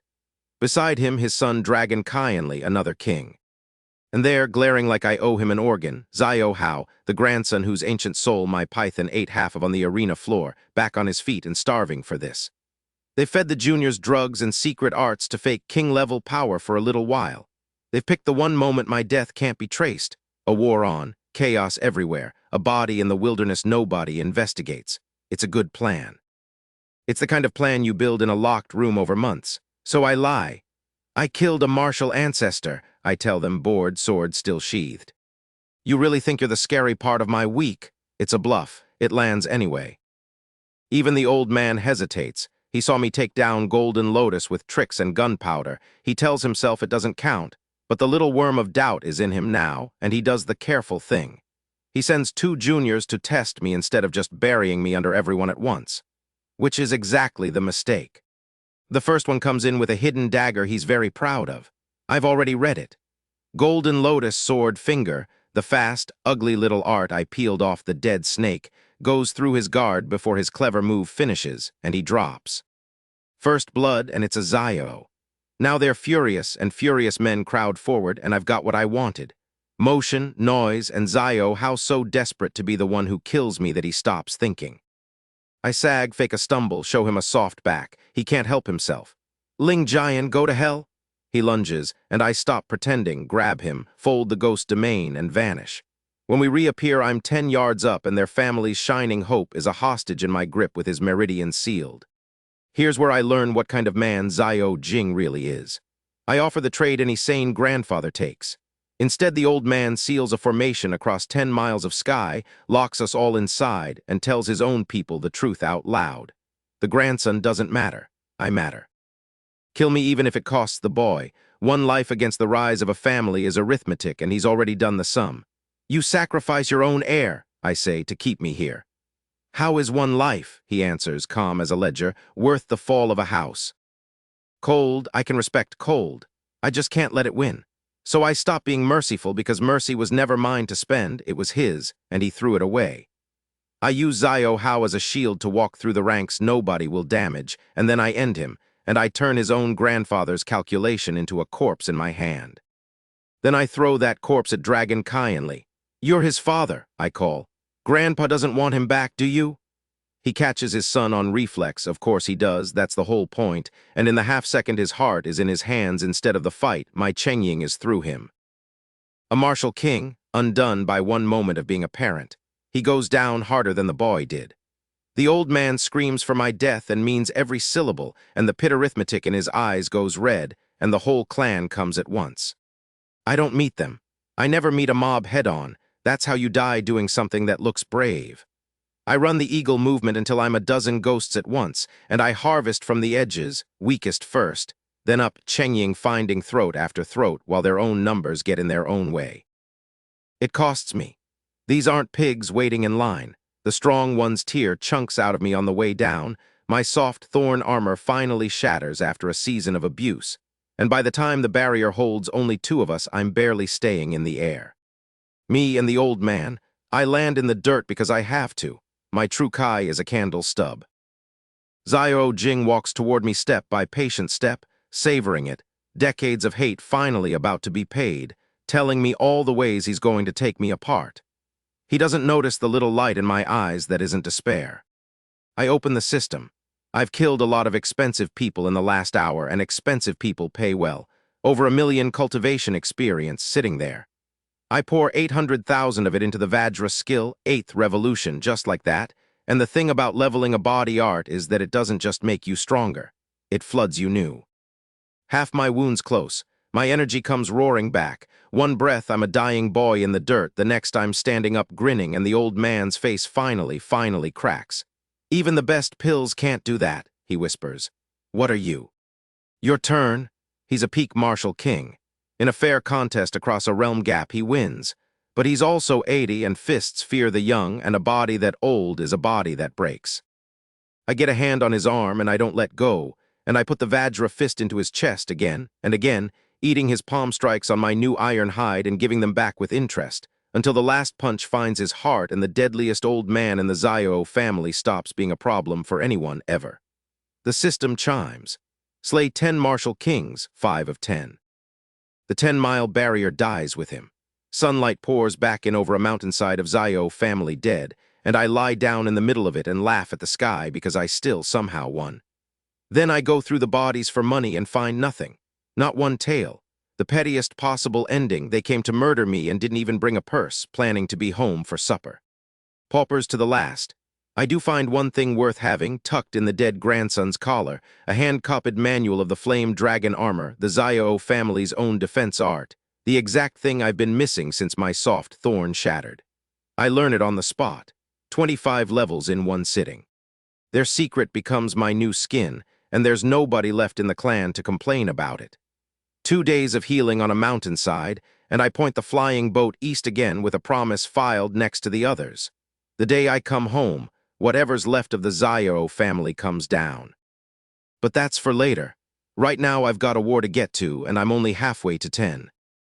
Nanyang is the last big city before the fighting, and it's drowning.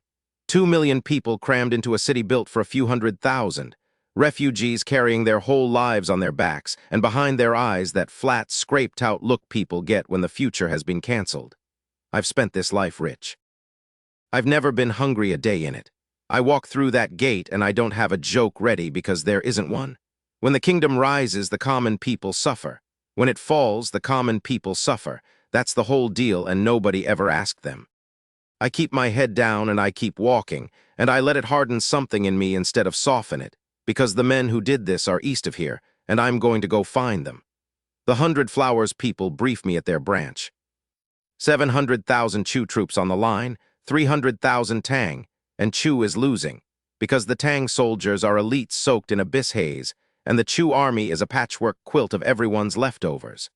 Numbers mean nothing when one side's men don't feel fear and don't feel tired. And then the system, which has excellent timing, drops a new board in my head. Battlefield mission. 3 months, kill enemy soldiers and generals. Every head is 1,000 experience twice over. Every general is 10,000 Chu reputation, which is to say, every general is a silver chest with a face. I stand there in a burning city, and I feel the corner of my mouth go up, and I decide not to examine what that says about me. I ride out alone the next morning. A horse, not the boat. The boat is a flare that says shoot me, and I'm barely past the safe zone when I hear crying. It's bandits. A whole herd of them driving a column of villagers up a mountain track, women, the old, the small, roped together and weeping. When an old man leans on his cane and curses them, a bandit leader takes his head off mid-sentence, casual as swatting a fly, and laughs about it. I've seen enough.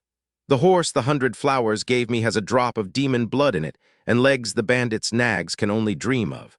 I go through their line like a thrown knife, Chengying working on both sides, and the front rank falls off their saddles without understanding why. The leader, the fast one, the one so proud of his blade, gets half a sentence of "Brother, wait, I'm from Black Luo," before the Crimson True Kai turns my sword into a bar of flame, and he stops being anything at all. The rest scatter. None of them get far.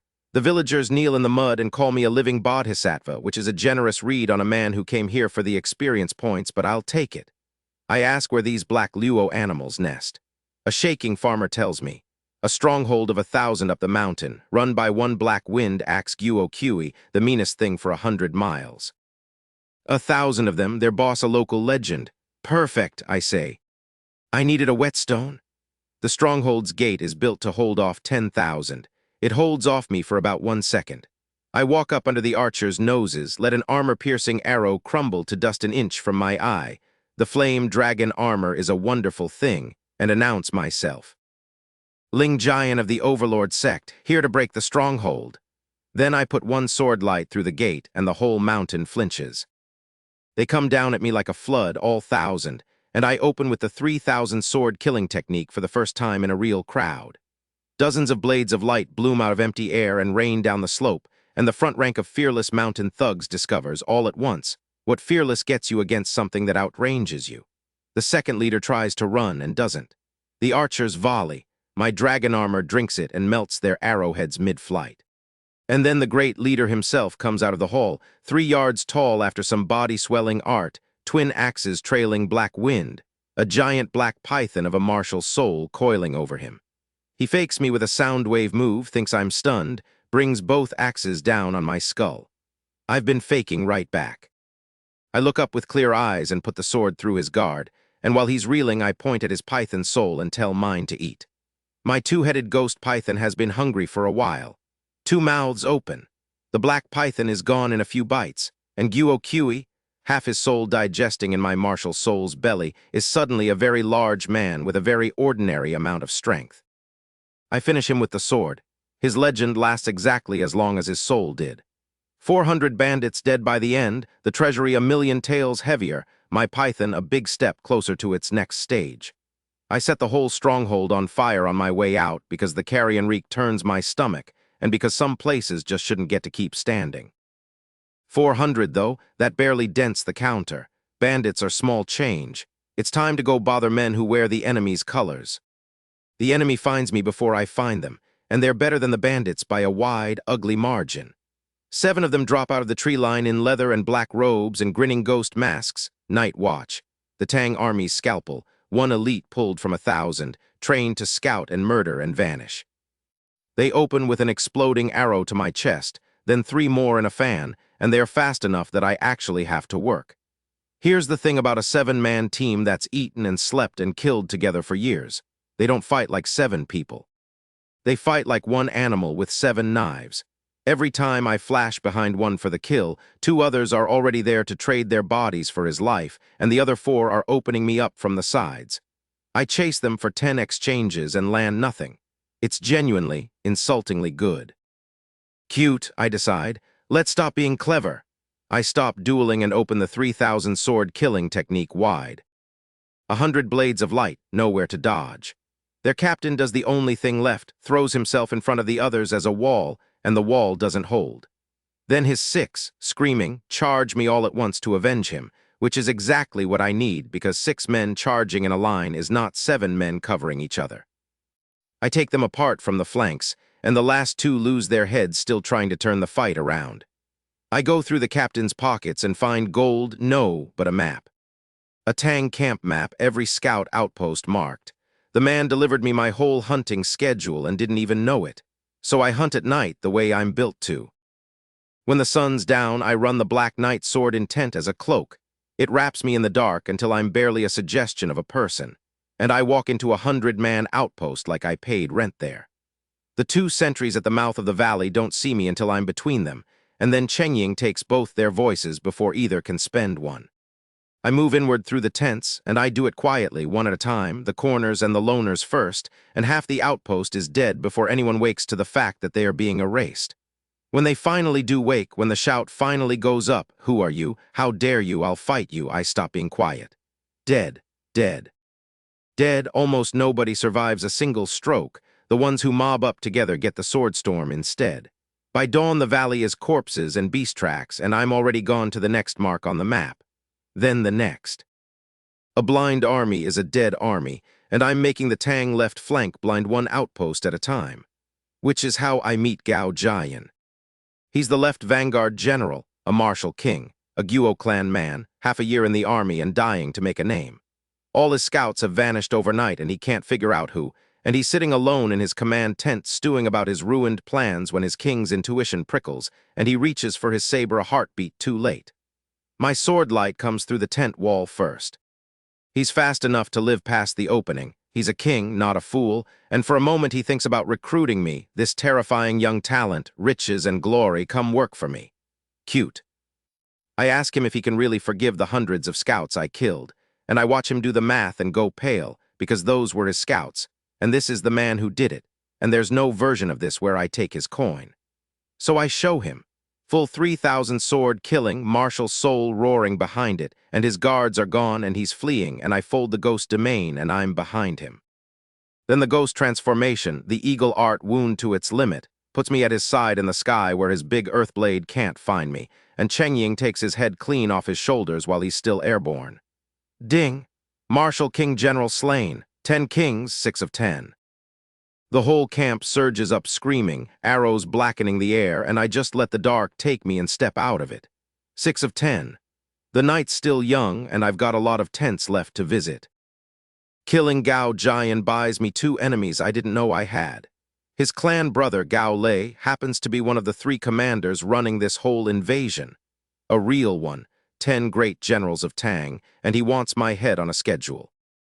And Gao Jian's rival, Ma Bao of the Right Vanguard, spends about 10 seconds mourning the man he hated before deciding my death is his ticket to the big clan's good side. Ma Bao is the easy one because greed makes men walk into rooms. I let a scout outpost live just long enough to send up a distress flare. Then I set a trap with the formation disc I took off old Zio Jing. And this time I actually understand it, because the system quietly handed me a formation apprentice's whole education the moment I planted the first flag. First-rank formation master. It won't win wars. It'll hide one very annoyed young man in a fog and seal 300 cavalry inside it, which is all I need. Ma Bao charges in at the head of his 300, drooling over the merit, and the mist swallows them. I'm behind them the whole way, cloaked, plucking the rear riders off 2 at a time, while the front rank gallops eagerly toward an empty canyon full of the corpses I made yesterday. By the time the general realizes the man he's hunting is standing in his own shadow, half his cavalry is already gone. He's a king, so he's proud, so he won't run. He trades a dozen saber blows with me, tells me my whole country's about to die, threatens my family and my sect for good measure. Then I flick 2 strange flames at his face, and while he flinches, I'm past his guard, and one clean stroke across the throat ends the loudest man on the right vanguard. 10 kings, 7 of 10. And that's when the sky goes dark because Gao Lei's answer arrives. Hundreds of flying demon birds blot out the sun, riders on every back, the flying cavalry, the elite so expensive that one of them costs as much to train as 10 ordinary experts. At the front on a black demon eagle bigger than the rest, rides Qin Cheng. 2 years in the army, risen like a rocket, the man who personally tore open Chu's border and drowned tens of thousands doing it. A top martial king, the real kind. He shatters my formation like wet paper. I take one look and do the smart thing. I run. I put the flying boat under me and burn my own mind power to redline its speed, and I pull away from the swarm, but I can't shake the leader. That demon eagle keeps pace with everything I've got, screaming sound waves that make my chest want to come apart, and Qin Cheng lounges on its back telling me exactly how far it is to safety and exactly how long my strength will last. He's right about both. I can feel the boat draining me. He's got a mount. I've got a candle burning at both ends. I need to take his advantages away, and the world hands me the tool, 2 peaks split by a single sword-thin crack. First line sky, my boat fits. His eagle doesn't. His 10-foot spear doesn't. In there it's just 2 men and their fists, and that's the only version of this fight I can win. So I stop running and I call him in. He comes grinning, delighted to have found someone worth his time, and we go fist to fist in the crack. My dragon elephant Prajna fist against his 3 sons, the totem beast against the Burning Man, and I let him think he's grinding me down. Because he is. My Trukai drops, my face goes gray, he lands the big one and puts me into the stone wall spitting, and he pursues to finish it with a punch straight through my heart, absolutely certain. He's the third king today to be absolutely certain right before I open the system. 1 million experience. Vajra skill, 10th revolution, grand perfection, and a new gift with it, copper skin iron bones. My wounds close, my strength floods back, and my body stops being a martial spirit's body and becomes a martial king's, iron all the way down. His killing punch lands square on my chest, and it's like hitting a mountain. I don't even step back far. You should see his face. I did, it was worth the bruise. He can't believe it, so he empties himself into a dozen more punches, and I let every one of them ring off my new skin, and then it's my turn. Ghost domain behind him, Vajra fist into his spine, another for his heart. He dodges the second, ruthless to the last, stabs a dagger at my gut. I go over it and put a rising kick under his jaw that takes half his teeth and flips him into the dirt. Then his eagle comes. It throws itself at the gorge again and again, wings tearing, feathers falling, bleeding on the rock, trying to reach a master it can't get to. Loyal, genuinely loyal, to a man who kicked a screaming officer off its back an hour ago just for being useless. I file that away as interesting. Qin Cheng uses the distraction to bolt for the open sky, and I fold the ghost domain one last time, meet his eyes coming out, and put the full 10th revolution Vajra into his chest before his dagger clears. He roars at the sky, unwilling, and then he isn't anything. Ding, enemy general slain, 10 kings, 8 of 10. Which leaves the eagle, perched on a broken tree outside the gorge, staring at me with a hate I can feel from here, screaming its intent to fight me to the death for the man I just killed. I have a soft spot for loyalty, even the misplaced kind. So instead of killing it, I find the soul command token in Qin Cheng's ring, the leash every beast rider carries, and I drag the great furious thing back down out of the sky against its will. Then I feed it a beast-taming pill, the precious one I've been saving, and it thrashes and rolls, and I honestly think for a minute I've killed it. Then the system chimes. Tamed, 1 dragon hawk, tier 4, king of the flyers, and this is only its infancy, grown, it'll blot out the sun. Ancestral, it hunted dragons. Pet system unlocked, 4 slots. The hate's gone out of its eyes when it opens them. It looks at me a little lost, like a kid waking from a bad dream, and then it bumps its enormous head against my leg and coos and asks, mind to mind, clear as speech, if I'd like a ride. You're not going to carry me up and then let go, right? I ask it. It shakes its head very seriously. I get on. It carries me into the sky, and for the first time on this whole campaign, I'm not running from anything. I'm the thing in the sky now. 8 of 10, 2 kings left between me and the rank I bled a whole war for. The last 2 kings don't come to me on a battlefield. They come wearing a trap with a good man's face on the front of it. A message reaches me on the Dragon Hawk. A local clan head named Qin Hong, one of the few Willow Prefecture nobles still resisting Tang, wants to meet at a place called Red Copper Bell Village to talk about an alliance. It's plausible. There are men like that out here, and I could use them. So I go. I should have listened to the quiet. The village is too still. And the moment I'm inside it, a ceiling array snaps shut over the whole place, and 11 auras that weren't there a heartbeat ago bloom out of nothing all around me. Every one of them a martial king. They'd been standing there the entire time, hidden under a concealment art so complete that 11 kings read as empty air. I walked into the middle of them like it was a garden, and at their center stands their leader, Yuan Feng, deputy commander of the crimson-clad guard, the Tang Crown Prince's personal knives, peak martial king, patient, smiling. Qin Hong is off to the side, and he can't look at me. That's when I understand. They didn't recruit him. They took his family, and they used him, and his one job was to make sure the door I walked through locked behind me. He's not a traitor. He's another victim who happened to be aimed at me. Understanding it doesn't unlock the array. They come in fast and they come in clever. 2 of them slip strikes through my guard before I've found the rhythm, and these aren't drugged juniors. These are 11 real kings moving as a unit, and for the first time in this whole war I feel it. The cold understanding that I might actually die here. 2 blows land that shouldn't. Pain floods white through my chest, and the pain is the last thing the lock needed. Because I've been at the peak of the martial spirit realm for a season now, a full cup with no room left, 1 bottleneck between me and everything. A bottleneck made of the mind, not the body, the kind you can only break when you're standing on the edge with death actually reaching for you. 11 kings. A sealed cage. 2 strikes past my guard, my whole body screaming. I stop trying to survive it and I let it break me open instead. The system doesn't announce it gently, it floods. Slay 10 martial kings. As I cut down the 9th of the crimson-clad guard, then the 10th, the counter fills, and the quest that has ruled my life for months finishes all at once. And the accumulated pressure of a season, released in a single instant, kicks the door down. My cultivation crosses the line. Martial King Realm.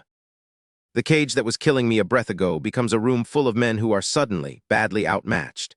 Everything I built to fight above my weight, 2 exotic flames, an ancient soul, a dead legend's whole lifetime of memory, 2 sword intents, a body of 10th Revolution iron, all of it was scaffolding I hung on a martial spirit's frame. Now the frame caught up. Now I'm not punching above my rank. I'm standing in it. The 3,000 sword killing technique comes out, and it's not dozens of blades anymore. It's a storm, and the Black Knight sword intent rides every one of them, and I move through 11 of the Crown Prince's finest like the Chengying has somewhere to be. They came to bury a boy who'd overreached. They find out one at a time that the boy stopped overreaching about 30 seconds ago. Yuan Feng is the last, and he's the real one peak of his realm, better than any of his men, and if he'd fought me cold and patient at the start, he might have had me. But he watched 10 of his brothers fall inside a cage he built, and by the time we're alone, his nerve is gone and mine is a rising tide. He won't run. To his credit, he won't. There is only a Yuan Feng who dies in battle, he says, never one who flees, he charges. We pass each other once. A body falls. Ding. Yuan Feng slain, crimson-clad guard deputy commander, a martial king at the peak. The whole trap, dead in the dirt of a village that was only ever bait. I sit down in the middle of it because I've earned the right, and I spend the mountain of experience the way I've wanted to for months. Not on cultivation, but on the 3 Chen body, all the way to its final revolution, until it turns into the thing it was always promising, the pure Chen body. My skin goes gold.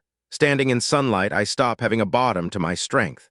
I draw the hero sword and cut once, no true Kai, just intent, and it splits 2 buildings in half like they insulted me. 1 + 1 stops equaling 2 and starts equaling 10. Then I find Qin Hong. He's dead. Of course he is. He did what they made him do, and the crimson-clad guard killed him for it anyway, and killed his family and burned his clan out of the history books.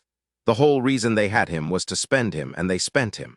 A clan head, a name people once knew, used up and thrown away like a torn sandal. I don't hate him. I dig graves in the back of the mountain, and I bury him and his people with my own hands, and I set a stone over him with the only true thing left to say. Here lies Qin Hong, patriarch of the Qin clan, a righteous man who stood against Tang. We knew each other a little. For that and for the standing against Tang part, I owed him a grave. Now we're even, and there's nothing left between us but the stone. That night I ride the dragon hawk into the dark, and I do the arithmetic on where I am. I came to this front a martial spirit with a suicidal errand. I'm leaving it a martial king who cleared it. I could go home now. Nobody would blame me. I've done the impossible thing, and I'm allowed to stop. I look south instead, toward a city where the Crown Prince of Tang is sitting behind a wall of guards, personally overseeing the ruin of my country. Hundreds of thousands of soldiers I can't move, but one prince at the top of it holding all of it up that I can reach for. Some things you don't say out loud. This one I say quietly to the wind. I'm not done yet. So here's where the road leaves me if you want the whole distance in a breath. A season and a bit ago I woke up in a body with the Meridians cut out of it, a cripple on a medical chart. Dumped by a girl in a green dress with a smile on her face, one bad word away from being thrown out of a small school in a small town, worth 2,000 taels and a fat man's contempt. That was the starting line. That was the entire inventory. Nothing, owned by no one, expected to die quietly. Tonight I'm a martial king at 19. I killed a martial ancestor the whole empire called Old Ancestor. I made an emperor exile the son he loved. I wiped out the family that spent decades plotting my death, in a single afternoon with their own patriarch's face going gray as I did it. And I broke into the rank men twice my age never reach, not in a quiet mountain cave with incense and years, but inside a cage built by 11 of the deadliest knives a prince owns, because the only door left was the one death was standing in. Cripple to king, that's the line, that's the whole thing. and I've closed less than I've opened, which is exactly how I like it. The Chu Emperor is still sitting in his palace saying my name like it tastes bad, and his wrath is a great deal bigger than one exiled prince. Down south, there's a crown prince of Tang, running this whole invasion from behind a wall of martial grandmasters, who does not yet know that a boy on a demon hawk has decided to come collect him. There's a girl the Central Plains stole away to a flying mountain, in a family so vast it could erase this kingdom by accident, and I promised I'd stand at her side, which just means I have to grow large enough to matter to eagles, and I'm getting there faster than anyone likes. A wine-drinking monk left a golden mark on my forehead and a promise that I'll walk through his gate whether I choose to or not. And my big sister is still out there behind a Yun Feng mask, holding 5 demon bone artifacts and a war, wearing the name of the thing that almost swallowed the Central Plains. That's the one drawer I still can't make myself open. Some things you don't say out loud, even to yourself. Especially to yourself. Ask me if I'm going home to be safe now that I've got what I came for. I'll point my flame wing south at a prince who doesn't know I'm coming and past him at the whole wide world I haven't reached yet. And I'll tell you what I told a green dress on my very first day in this life. Some things, once they're past, are past. I was never going back to being small,